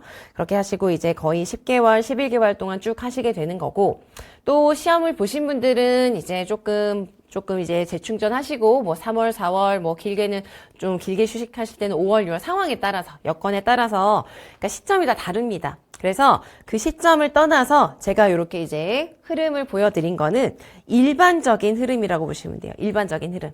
그래서 내가 공부를 1월에 시작하든 5월에 시작하든 7월에 시작하든 제일 먼저 해야 되는 건 기본 이론이라는 거. 당연하죠. 그죠? 그래서 기본 이론이 먼저 밑바탕이 되어야 됩니다. 이론의 기본적인 이해가 없으면 문제를 풀 수가 없어요. 그래서 공부를 다시 하시든 아니면은 뭐 여러 번 하셔서 기본 이론을 여러 번 보시든 다시 공부를 시작하실 때는 제일 먼저 기본 이론을 체크하셔야 된다고 봅니다. 그리고 처음 공부하시는 분들은 당연히 기본 이론을 정리하시는데 많은 시간을, 충분한 시간을 쓰셔야 되는 거고요. 그죠? 그래서 기본 이론은 정말 기본값이고, 기본 이론 한번 정리하잖아요. 그러면은 정리해 놓은 기본 이론을 내가 예를 들어서 10개월 공부하는 동안, 초반에 3개월 동안 기본 이론에 완전히 집중해서 열심히 했어요. 그럼 이제 기본 이론 끝! 그게 아니라 그 기본 이론을 가지고 계속 문제를 풀어가면서 기본 이론을 또 계속 반복을 하셔야 돼요. 그래서 모든 과정에서 기본 이론은 지속적으로 반복하게 됩니다. 해야 되고. 그러면서 더 봐야 되는 거, 이해 안 된 거, 그 다음에 어려운 거, 쉬운 거, 외워야 되는 거, 넘어갈 거, 이런 거 계속 반복하시면서 정리하시고, 이제 머릿속에다가 장기 기억화를 해 가시는 거예요. 이해되시겠죠? 그래서 기본 이론을 바탕으로 해서, 그 다음 너무너무 중요한 게 기출 분석이에요. 기출 분석. 그래서 여러분 이제 기출 분석이라고 하는 거는 보통은 이제 지금은 여러분 10년치만 보기에도 조금 문제가 이제 기출 문제가 많다 보니까 지금 여러분들이 보실 건 27학년도고요. 26학년도까지 지금 기출 문제가 나와 있잖아요.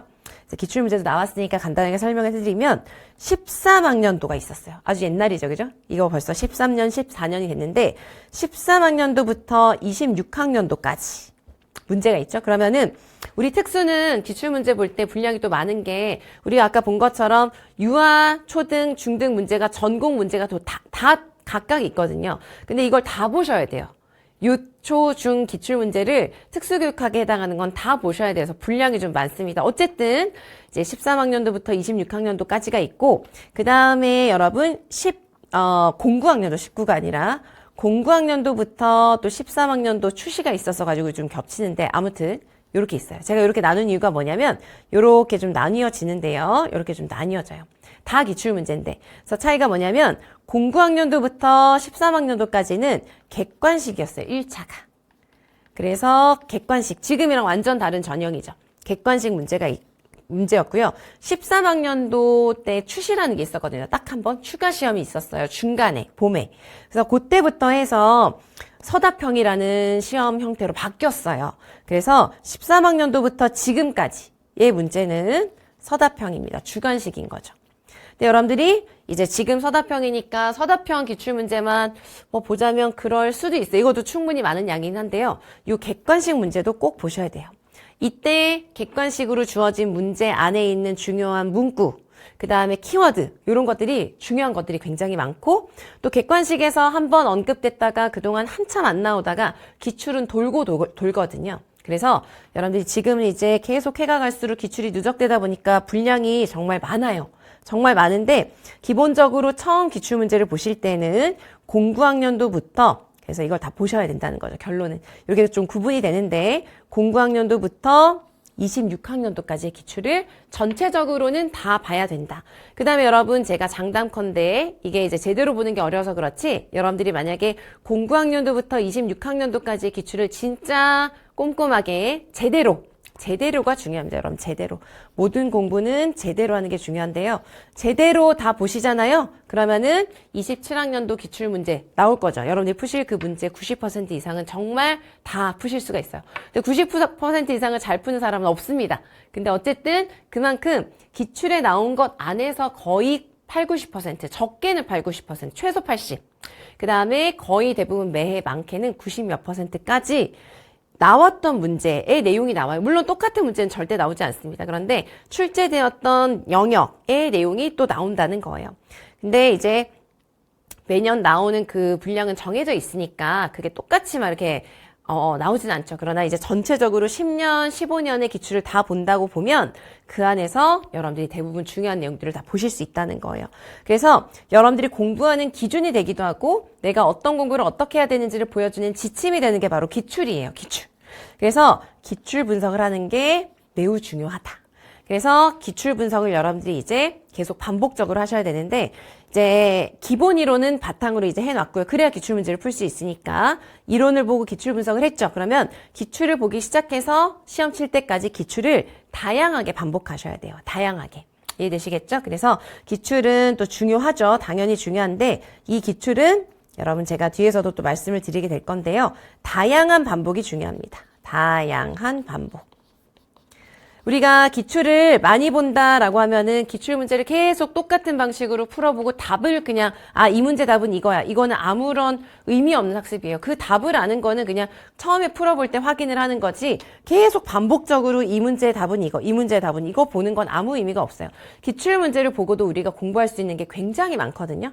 처음에는 문제를 풀어보고 그 다음에 두 번째는 뭐 예를 들어서 그 기출 문제마다 나온 출제 영역의 키워드를 확인해보고 그 다음에 또 기출 문제를 보다 보면은 그 기출 문제 상황에서 제시한 아주 중요한 키워드가 있어요. 그러니까 기출 문제에서 주는 키워드는 이론서에서랑은 조금 다른 식의 표현을 하기도 하고 그렇거든요.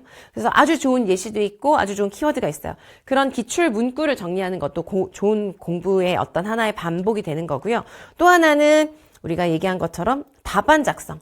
답안 작성도 기출 문제로 하시면 되거든요. 기출 문제를 보고 답안 작성을 하는 것도 하나의 기출 문제를 공부하는 방법이거든요. 그런 식으로 다양한 반복을 하시는 게 중요합니다.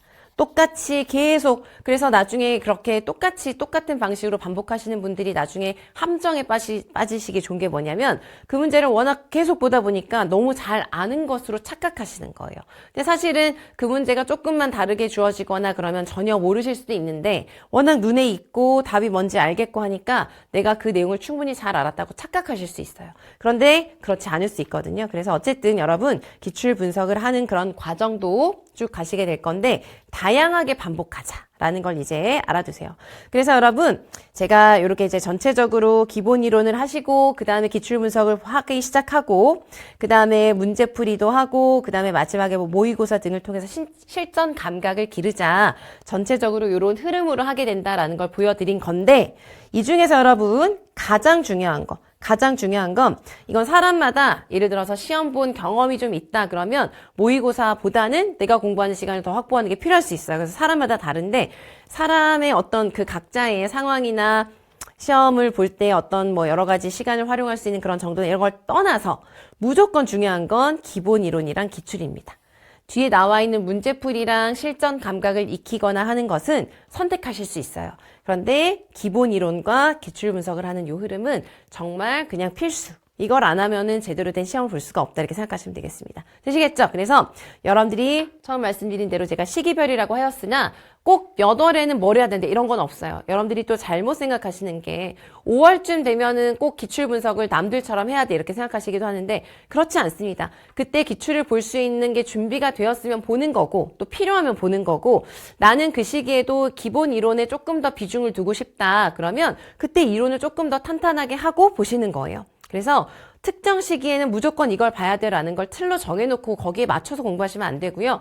모든 공부는 내가 지금 공부하고 있는 상태, 나에게 필요한 공부를 한다라는 걸 꼭 기억을 하시고 이제 흐름을 보시고 참고하셔가지고 보셔야 되겠습니다. 되셨죠? 자, 시기별로 어떻게 하셔야 되는지 알려드렸고 시기별로 제가 다 설명해 드린 건데요. 다시 한번 정리를 해드리면 시기별로 보실 때에도 중요한 건 여러분 저는 1년 내내 여러분들이 이제 저랑 같이 공부하시게 되면 1년 내내 들으시게 될 건데 자기 주도적으로 하셔야 돼요. 남들이 하는 걸 쫓아가는 게 아니라 내가 나에게 맞는 공부를 파악해서 구체적으로 계획을 세우셔야 된다는 겁니다. 시기별로 보실 때도.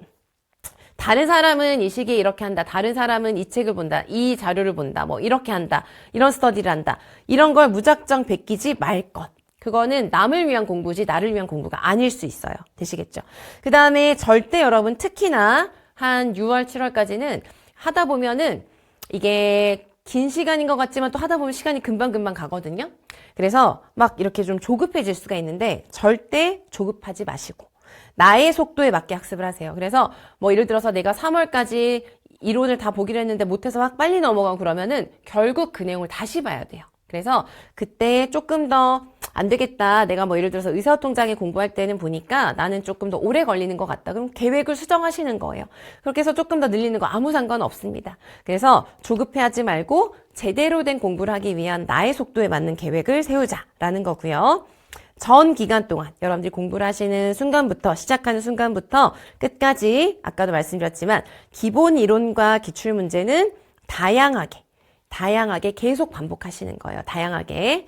자, 이런 것들을 생각하시면서 시기별로 어떻게 할지 구체적으로 계획을 세워보시기 바랍니다. 계획도 여러분, 계획을 잘 세울 수 있는 것도 사실은 하나의 능력이기도 해요.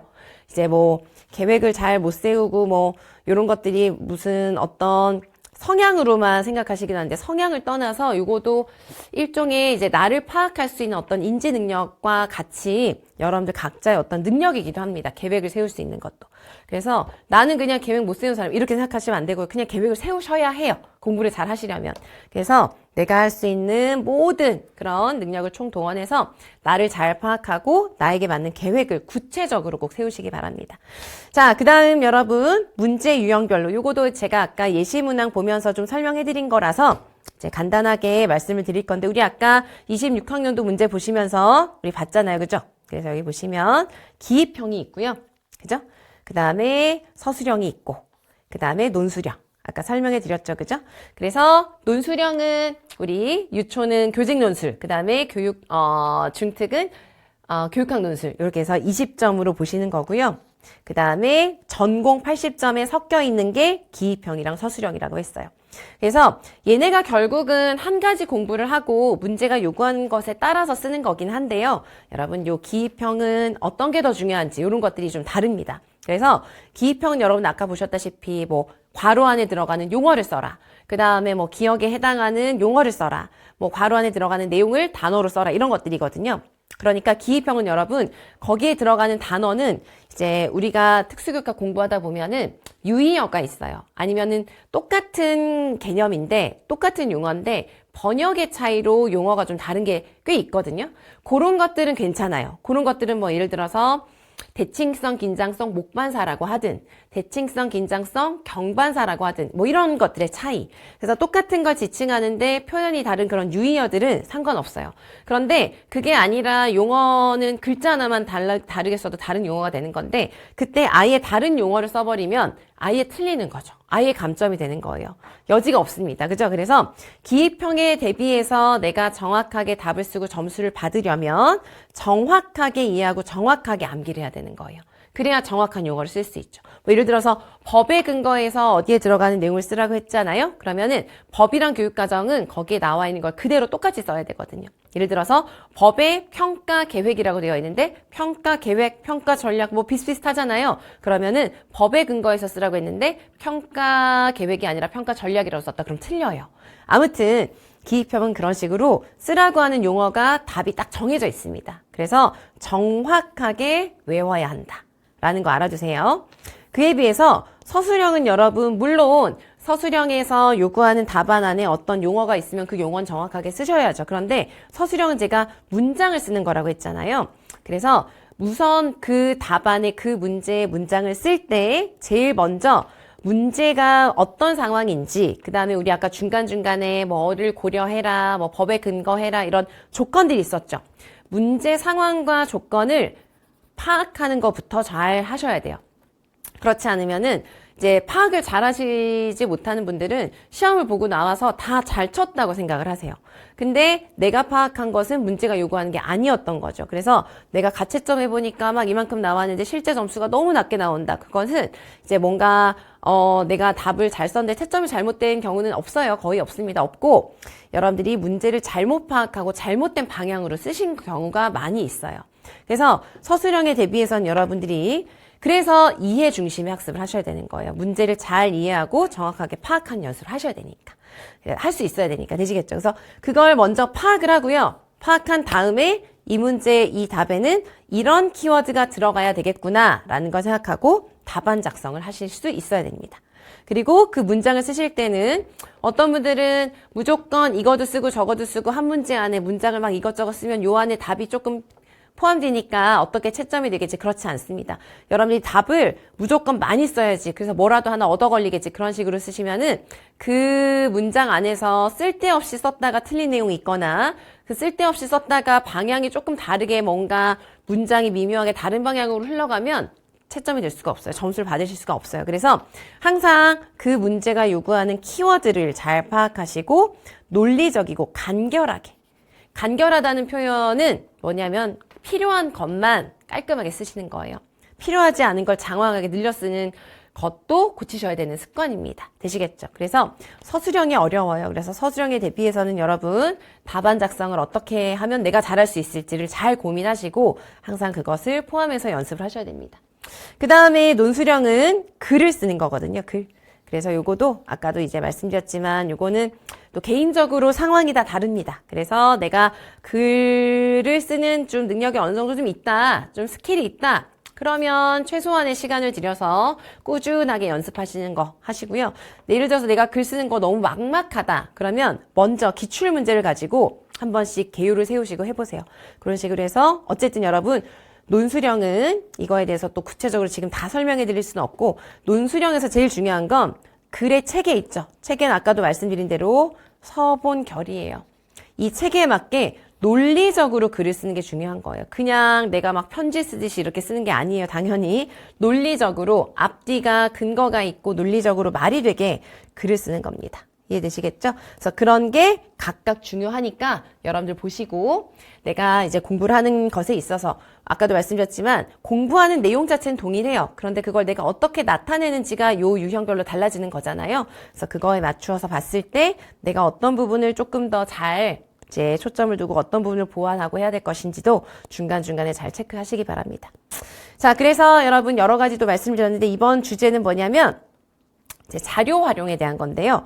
자료가 결국 여러분 여러분이 공부를 하신다는 것 자체가 결국은 자료를 보는 거잖아요. 그렇죠? 그게 뭐 어떤 모양의 자료든. 그래서 이거도 여러분 처음 공부를 시작하실 때 결정하셔야 돼요. 근데 결정하고 내가 처음에 나는 생각했을 때 나는 뭐 서브노트를 내가 직접 만드는 게 좋을 것 같아. 그래서 이제 시작을 했는데 아무래도 내 공부 성향에 맞지 않는다. 그러면 빨리 바꾸시면 됩니다. 그래서 여러분들이 이제 처음에 결정하실 때 심사숙고해서 잘 결정하시되 그 결정이 좀 안 맞다. 그러면 그때그때 잘 바꾸시는 것도 중요해요. 어쨌든 그렇습니다. 근데 이 자료를 정리를 잘하는 과정 자체가 그냥 공부하는 과정인 거예요. 그래서 여러분들이 이때 먼저 생각하셔야 되는 건 제가 아래에도 이제 정리해 놨는데요. 나에게 가장 공부가 잘 되는 효과적인 방법이 뭔지를 고민하셔야 돼요. 막 보면 이제 여러분들이 많이들 이제 공부 시작하실 때 합격 수기, 그 다음에 지금 제가 설명해 드린 것과 같은 그런 여러 가지 설명회 이런 것들 많이 보실 거예요. 그죠? 요즘은 정보가 굉장히 넘쳐나기 때문에 여러분들이 참고하실 수 있는 뭐 것들은 너무너무 많습니다. 근데 그걸 보시면서 여러분들이 그냥 일방적으로 받아들이고 단순하게 받아들이시면 안 되고요. 그걸 보면서 파악하셔야 되는 건 나에게 맞는 자료 정리 방법이 무엇이냐. 나에게 맞는 걸 보셔야 돼요. 되시겠죠? 그래서 합격 수기를 보시든 이런 설명회를 보시든 하실 때 내가 어떻게 공부하는 게 맞을지 나는 어떤 사람인지를 먼저 잘 파악하셔야 됩니다. 그래서 정리 방법은 이제 무엇인가라고 했는데요. 이 자료는요, 여러분 뭐 여러 가지 방법이 있습니다만 크게 두 가지로 나누어서 보통 선택을 하세요. 그게 뭐냐면은 하나는 제가 처음에 말씀드린 대로 나만의 서브 노트를 만드는 거예요. 특수교육학을 기준으로 봤을 때 뭐 특수교육 과정도 가능하지만 그래서 서브노트는 뭐 예를 들어서 내가 통합교육이다. 그러면 통합교육이라는 주제를 가지고 노트 정리를 하는 겁니다. 노트 정리. 노트 정리를 하면 여러분 이거는 굉장히 시간이 오래 걸릴 수밖에 없어요. 원래 있는 범위도 굉장히 광대하고 양이 많고 볼 것도 많은데 그걸 보고 읽고 그래서 여러분들이 서브노트를 정리를 하신다라고 하잖아요. 그러면은 제일 중요한 게 각 내용마다의 핵심, 그 다음에 아까도 말씀드린 키워드를 파악을 하고 그걸 정리하는 거예요. 근데 서브노트를 할 때 이제 실수하시는 게 뭐냐면 이걸 하다 보면은 내가 나도 모르게 머릿속으로는 다른 생각하면서 막 베껴 적고 있어요. 그건 공부가 되는 과정이 아닙니다. 여러분 여기에서 서브노트를 내가 만들기 위해서 핵심이나 키워드를 파악하죠. 요 파악하는 과정이 제가 길 수 있다고 말씀을 드렸잖아요. 근데 길고 또 지나고 보면 내가 뭘 했지라는 생각이 드실 수 있는데 이걸 파악하는 과정 자체가 아주 중요한 학습의 과정이에요. 이거 자체가 학습이 되는 거예요. 내가 지금 딱 결과물로서 뭐가 다 외워지고 이런 게 아니다 보니까 아 내가 뭘 했지? 이런 고민이 되실 수도 있는데요. 이게 다 학습이 된 과정입니다. 그래서 어쨌든 서브노트를 좀 인내심을 가지고 내가 나만의 노트를 만들잖아요. 그러면 그게 다 내가 만든 거기 때문에 내 머릿속에도 어느 정도 구조가 잡히게 되고 그거에 따라서 앞으로 계속 살을 붙이고 또 뺄 건 빼고 하면서 그걸 기반으로 공부할 수 있는 이제 기반이 될 수가 있어요. 그리고 서브노트를 만들고 키워드를 파악해서 정리를 하죠. 정리를 하고요. 서브노트를 길게는 정말 과장하지 않고요. 길게는 9월까지도 만드세요. 어떤 분들은. 그래서 예를 들어서 서브노트를 내가 직접 만들기로 했다. 난 그게 맞아. 나는 내가 보고 내가 정리하고 또 어떤 분들은 서브노트 여러분 타이핑 정말 많이 하시거든요. 타이핑을 하는 분들도 계신데 어떤 분들은 쓰는 걸 여전히 하시는 분들도 있어요. 내가 쓰면서 훨씬 더 시각적으로도 더 기억에 남고 더 이제 시간은 걸리지만 시간이 걸리는 만큼 그만큼 그 내용을 더 생각하는 걸 수 있거든요. 그래서 학습이 더 잘 된다고 생각하실 수 있고 그럴 수 있어요. 그래서 어쨌든 내가 타이핑을 하든 이제 쓰든 서브노트를 만들었죠. 그 예를 들어서 한 4월쯤 완성을 했어요. 근데 처음 서브노트를 만들어 보시면은 다시 검토를 해보잖아요. 반복을 하면서 복습을 하잖아요. 그러면 아 이거는 안 써도 될 것 같은데 썼다. 아니면은 이거는 여기에서 좀 보완돼야 될 게 있는데 이걸 빼먹었다 이런 게 있거든요. 그러면은 1차 서브에서 2차로 수정 보완하고 그러다가 기출문제를 같이 보게 되잖아요. 그러면 서브노트에다가 기출문제 보면서 기억하고 싶은 걸 또 추가해서 쓰기도 하고 이런 식으로 하는 거예요. 그래서 하고 또 불리고 더 첨가하고 또 줄이기도 하고 그렇게 해서 완전히 핵심적인 것으로 만든 나만의 서브노트 완성된 거 이것만 외우자라고 하는 서브노트를 9월 가까이까지 완성해서 만드시는 분들도 많이 있습니다. 그리고 마지막 남은 9월, 10월, 11월은 정말 그거 하나만 가지고 외우는 거예요. 그런 식으로 공부를 하실 수도 있고 그것 또한 이제 각자의 어떤 성향이나 학습 전략에 따라서 맞는 경우가 있어요. 그래서 그런 식으로 하는 게 서브노트고요. 그 다음에 또 하나는 나는 노트 정리하고 뭐 타이핑을 하든 손으로 쓰든 난 노트 정리하는 거는 내 성격에 맞지 않는다. 난 그렇게 해서 공부가 안 되고 집중이 안 된다. 나는 그냥 책을 그냥 주어진 교재를 보는 게 맞다. 그러면은 우리가 보통 단권화를 한다고 해요. 단권화. 그래서 단권화는 여러분들이 시중에 특수교육학 공부를 할 수 있도록 만들어 놓은 수험서들이 있죠. 그 중에서 내가 보기에 나에게 맞는 걸 찾으시는 거예요. 그래서 그 수험서에다가 그 수험서가 보통은 이제 특수교육학이 방대하다 보니까 3권, 4권으로 되어 있어요. 그 3권, 4권에다가 모든 내용을 거기다가 이제 다 정리를 하는 거예요. 그래서 그냥 그걸 보는 거예요. 그래서 단권화를 하실 때는 그런데 이제 중요한 거는 단권화는 보통 수험서는 그 안에 강론, 이론서의 설명들이 다 있거든요. 근데 그걸 다 외울 건 아니거든요. 설명을 보는 이유는 우리가 핵심을 잘 파악하고 핵심을 파악했을 경우라도 맥락에 따라서 그게 어떤 상황에서 쓰이고 어떤 예시가 있는지를 보면서 봐야 되기 때문에 이론서를 그렇게 이제 만드는 겁니다. 그래서 단권화를 할 때는 중요한 건 뭐냐면 핵심이나 키워드가 있죠. 요거는 이제 서브노트는 핵심이나 키워드를 파악을 해서 요걸 내가 정리하잖아요. 노트에다가 따로. 그죠? 그런데 이제 단권화 같은 경우는 핵심이나 키워드를 표시를 하는 거예요. 표시. 그래서 뭐 이제 이건 이제 여러분들 다양하게 이제 하실 수 있는데 뭐 예를 들어서 노란색 형광펜으로는 각 페이지마다 이론마다 가장 중요한 키워드라고 생각하는 거 표시하기. 그 다음에 뭐 핑크색 형광펜으로는 기출에 나왔던 거 표시하기. 이런 식으로 처음부터 좀 전략적으로 색깔을 활용한다던가 표시, 스티커를 활용한다던가 해서 그 책 안에 나와 있는 자료를 가지고 표시하고 구분해서 정리를 하는 거예요. 그런데 이때 또 중요한 건 뭐냐면 단권화는 전체적인 내용을 그냥 책으로 보는 거잖아요. 그래서 볼 때 여러분 서브노트도 그렇고 단권화도 그렇지만 제일 먼저 중요한 건 뭐냐면 구조를 파악하는 거예요. 구조. 그래서 구조를 잃지 않고 단권화를 하는 게 중요합니다. 그러니까 서브노트를 만들 때는 구조가 만들어질 수밖에 없어요. 내가 구조에 따라 정리하니까. 그런데 단권화는 그냥 보다 보면은 책을 그냥 보다 보면 그냥 쭉 흘러가는 대로 보다 보니까 머릿속에서 내가 지금 어디에 무엇을 보고 있는지에 대해서 인지하지 못하고 그냥 볼 수가 있거든요. 그럼 안 돼요. 그래서 단권화를 하시는 경우에는 반드시 이제 표시를 잘 하시면서 구조. 내가 이제 구조라고 하는 건 마인드맵, 구조도죠. 그래서 구조를 잃지 않고 보는 거. 요게 중요한 거죠. 그래서 이제 표시를 여러분들이 체계적으로 잘 해두시잖아요. 그러면은 단권화를 하시는 분들은 표시를 잘 해놓고 나중에는 이제 전체적으로 책을 다 보는 게 아니라 이번에는 반복을 할 때 내가 가장 중요하다고 생각한 키워드만 표시한 노란색만 보고 넘어가는 그런 반복을 할 수도 있고 이번에는 내가 기출 표시한 것만 보자 이런 식으로 볼 수도 있는 거죠. 이해되시겠죠? 그래서 단권화를 할 수도 있고 서브노트를 할 수도 있어요. 그래서 여러분들이 생각을 해보시고 나는 어떻게 공부하는 게 좋을까를 생각하시면서 공부하시면 되겠습니다. 그래서 이런 방법이 있으니까 여러분들이 잘 봐주시고 그 다음에 여러분들이 자료 정리를 하는 방식을 선택을 하잖아요. 그러면 여러분들이 그 방법으로 한 걸 결국 시험 당일까지 갖고 가서 보시게 될 거거든요. 그러니까 내 눈에 잘 보여야 되고 내가 공부한 걸 잘 확인할 수 있어야 되고 내 공부에 도움이 되는 자료여야 하죠. 당연히. 그러니까 내가 시험 당일까지 반복할 수 있는 자료의 요약 방법은 어떤 게 있을까? 그래서 여러분 마지막까지 막 이만큼의 자료를 다 볼 수 없어요. 자료는 여러분 상반기에 초반에는 최대한 많은 자료를 풍부하게 보면서 이해하고 정리하고요. 점점 압축하고 줄여나가야 돼요. 밀도를 높여가야 돼요. 이해되시겠죠? 그렇습니다. 그래서 장기적으로 활용할 수 있고 내가 끝까지 갖고 갈 수 있는 방법은 어떤 것일까라는 걸 잘 생각하셔서 결정을 하십시오. 그 다음에 여러분 이 중에서 이제 뭐 어떤 방법이든 다 좋아요. 서브노트로 하는 게 더 좋다 이런 거 전혀 없습니다. 나에게 맞는 방법이 중요한데요. 가장 하지 말아야 되는 건 다른 사람 자료 받아서 쓰는 겁니다. 그래서 이제 뭐 합격생들의 서브노트 받아가지고 그거 그대로 보고 하는데요. 합격생의 서브노트는 그 합격생이 그 서브노트를 만드는 과정이 있었기 때문에 그렇게 잘 합격한 거예요. 여러분들 과정 없이 결과물만 있는 서브노트나 단권화한 책도 막 받아가지고 그거 보고 하시더라고요. 근데 물론 공부가 어느 정도는 되죠. 그러나 여러분 좀 장기적으로 보고 넓게 봤을 때 그다음에 어떤 상황이 주어질지 모른다는 것을 전제했을 때 내가 정리하고 내가 공부한 걸로 봐야지 다른 사람이 해놓은 걸 보면 그냥 다른 사람의 공부한 거를 그냥 겉핥기식으로 볼 수 있어요.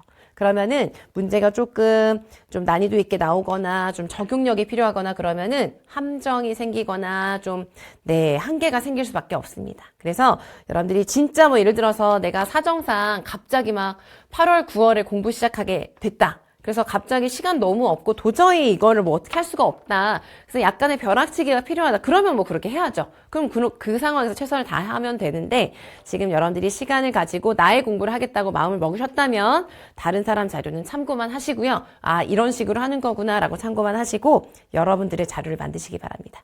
그게 가장 좋은 방법이고 가장 힘들 것만 같지만 가장 빠르고 확실한 방법이 될 수가 있어요. 되시겠죠?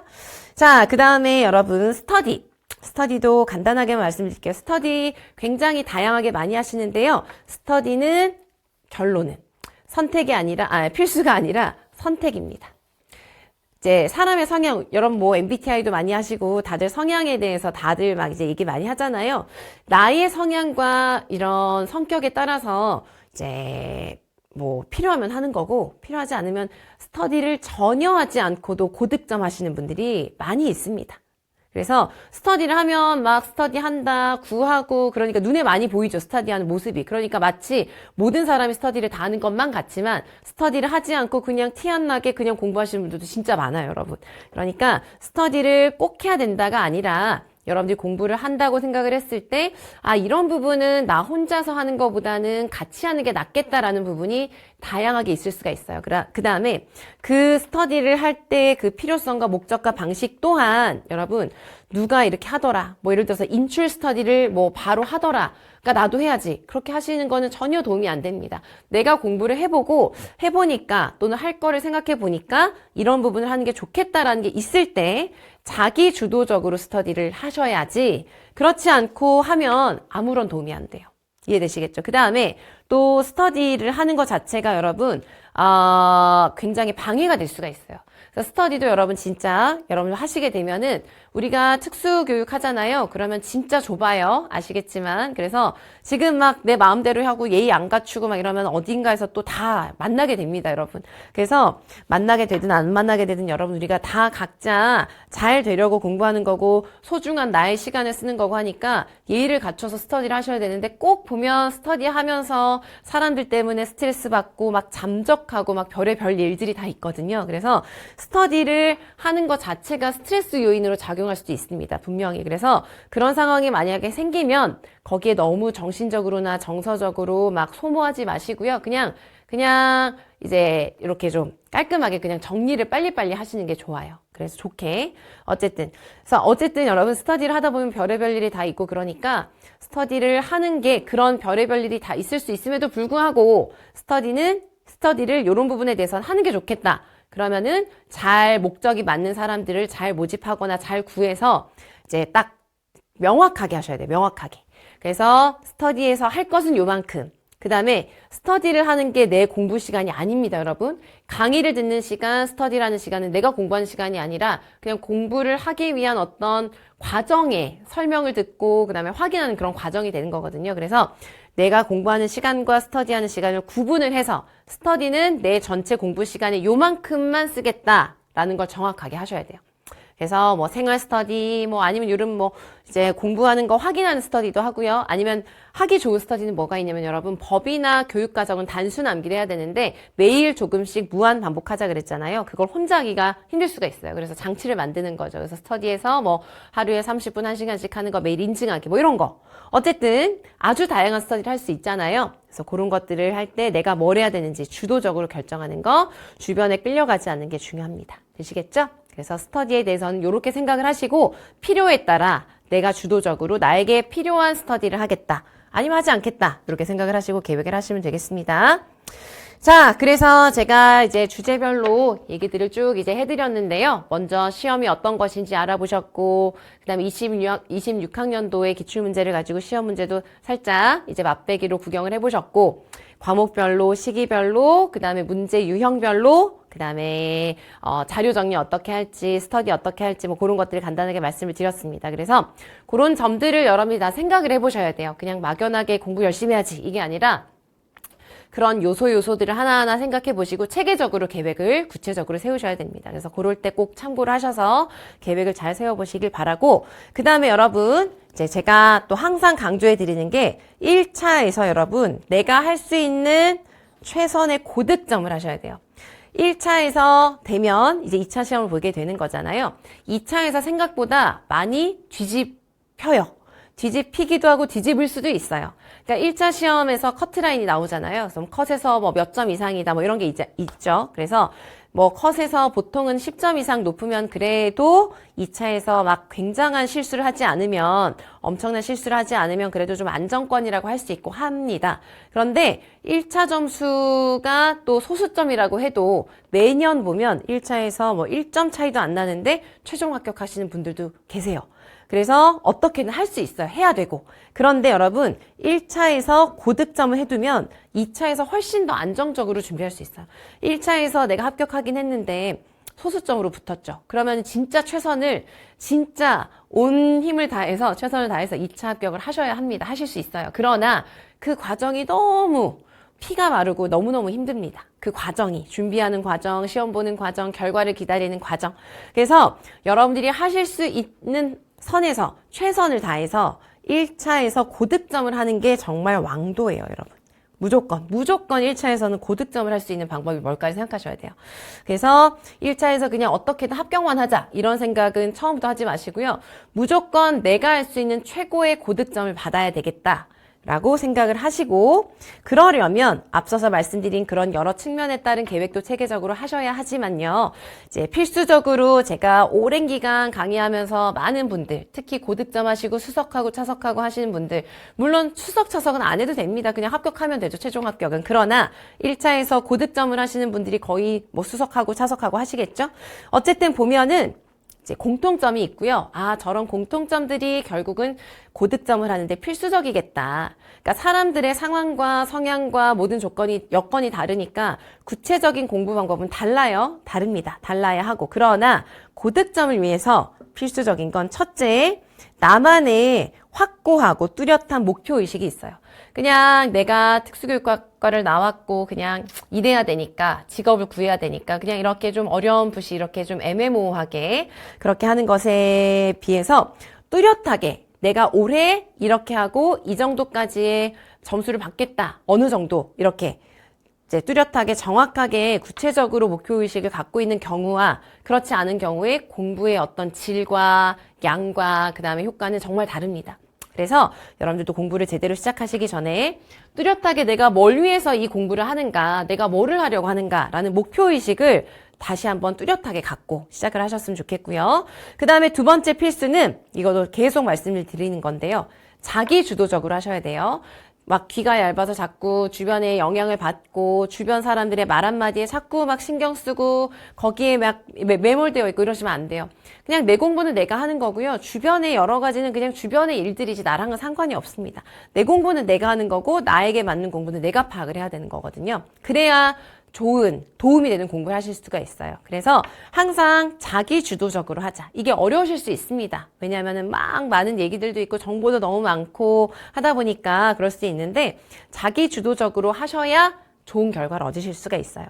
그 다음에 계획을 세우실 땐 또 말씀드리지만 구체적으로 세우시는 거예요. 그래서 우리가 아까 그 학습의 흐름을 보셨죠. 그래서 뭐 처음엔 기본 이론을 보고 이렇게 쭉 흐름을 보셨는데 그 흐름의 큰 흐름 하나하나마다 안에서 다시 월별로는 어떻게 할 건지, 주별로 어떻게 할 건지, 그 다음에 일별로 매일매일, 그 다음에 여러분들 뭐 요일별로도 다 스케줄이 있으시잖아요. 뭐 학교를 다니실 수도 있고 일을 하실 수도 있고 뭐 여러 가지가 있겠죠. 그래서 그 요일별로 내가 확보할 수 있는 시간은 요때다라는 걸 다 계획을 하셔서 그 시간대별로 아주 구체적으로. 그래서 지금은 이제 시간대별로 일정에 대한 구체적인 내용을 말씀드린 거고, 내용상으로도 뭐 특수교육학도 지적장애를 공부한다. 그러면 이날은 지적장애 몇 챕터에서 어디까지 공부한다. 이렇게 아주 구체적으로 계획을 세우시고요. 또 방법도 마찬가지예요. 서브노트를 할 때 이런 방식을 가지고 이렇게 한다.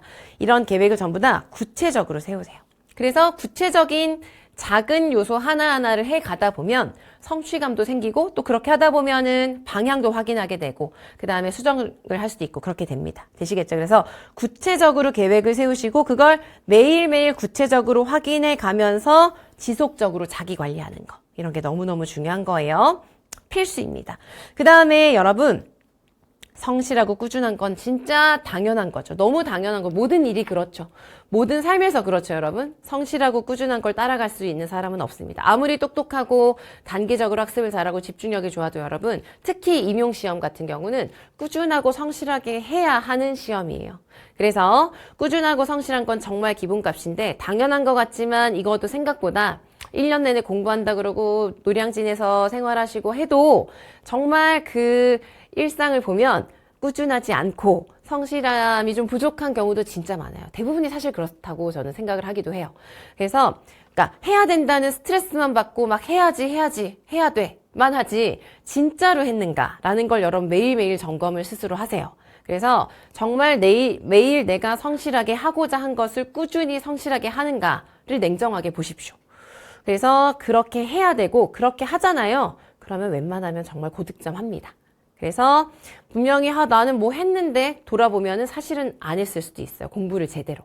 그래서 아무튼 성실하고 꾸준하자. 그리고 여러분 이거도 너무 지루할 것 같고 재미없을 것 같지만 여러분들이 성실하고 꾸준하게 생활하는 걸 진짜 일주일만 해보잖아요. 월화수목금. 길게는. 그러면 그거 자체가 나에게 동기부여가 되고 재미가 있어요. 그래서 하루하루 내가 하고자 한 것을 조금씩 성취해 가는 것 자체가 여러분들의 자존감에도 도움이 되고 성취도 되고 또 목표의식을 더 갖게 되고 그래서 이제 해보세요. 성실하고 꾸준하게 진짜 힘들지만 한 일주일만 진짜 한번 해보세요. 그러면은 하실 수 있습니다. 장기적으로. 그리고 여러분 또 하나는 이 일상에 여러분 너무 많은 일이 있어서는 안 됩니다. 여러분들이 임용시험을 보시기로 하셨잖아요. 그러면은 가장 최선을 다해서 막 쓸데없는 거 그냥 친구 만나고 뭐 이렇게 뭐 자잘한 것들 있죠. 그런 거 그냥 다 버리세요. 다 포기하세요. 포기하셔야 돼요. 우리가 모든 걸 다 할 수 없거든요. 여러분들이 시험 공부 열심히 할 거면 다른 거 하나는 포기하셔야 됩니다. 여러 가지. 그래서 자잘한 건 다 포기하시고 꼭 해야 되는 뭐 일, 꼭 해야 되는 육아, 그 다음에 뭐 꼭 해야 되는 뭐 학부 수업 이런 걸 제외한 거의 대부분은 다 포기를 하자. 그래서 일상을 여러분 공부하시기 전에 단순하게 딱 정리를 하셔야 돼요. 그래서 그 단순한 일과를 반복하는 것 자체가 여러분들한테도 굉장히 도움이 되고요. 그렇게 규칙적으로 살아가는 하루하루의 일상이 여러분들이 합격할 수 있는 그런 힘을 진짜로 길러줍니다. 그래서 그렇게 하면서 내 태도도 달라지게 되는 거고 내가 이렇게 공부를 해야 되겠구나라는 방향도 그때그때 잡아지게 될 거예요. 그래서 여러분 이것도 진짜 중요하거든요. 이런 하루하루의 일상이 여러분들이 공부하시는데 진짜 영향을 많이 줍니다. 그래서 이렇게 하다가 또 우리가 슬럼프가 오나 그럴 수가 있어요. 그럴 때는 또 빨리 그런 슬럼프를 이제 해결할 수 있는 각자의 방식이 있어야 되고요. 그런 걸 찾아가지고 빨리 이제 돌아오시고 하시면 되는 거고 그렇게 하셔야 되는 건데 그렇게 잘 슬럼프가 왔을 때도 빨리빨리 일상으로 돌아오려면 그 전에 좀 단순하고 규칙적인 일상을 살았었어야 해요. 그래야 더 빨리 다시 제자리를 찾을 수가 있습니다. 그래서 요거도 여러분 꼭 생각하세요. 그 다음에 마지막으로 체력, 긍정적인 우리 앞에서 마인드셋 이런 얘기를 했었는데요. 체력도 여러분 진짜 중요합니다. 체력이 국력이다. 체력이 정신력이고요. 몸과 마음은 진짜 통하고 하나입니다. 여러분 우리 막 감기 걸리고 아프고 뭐 배 아프고 뭐 어디 아프면 집중할 수가 없어요.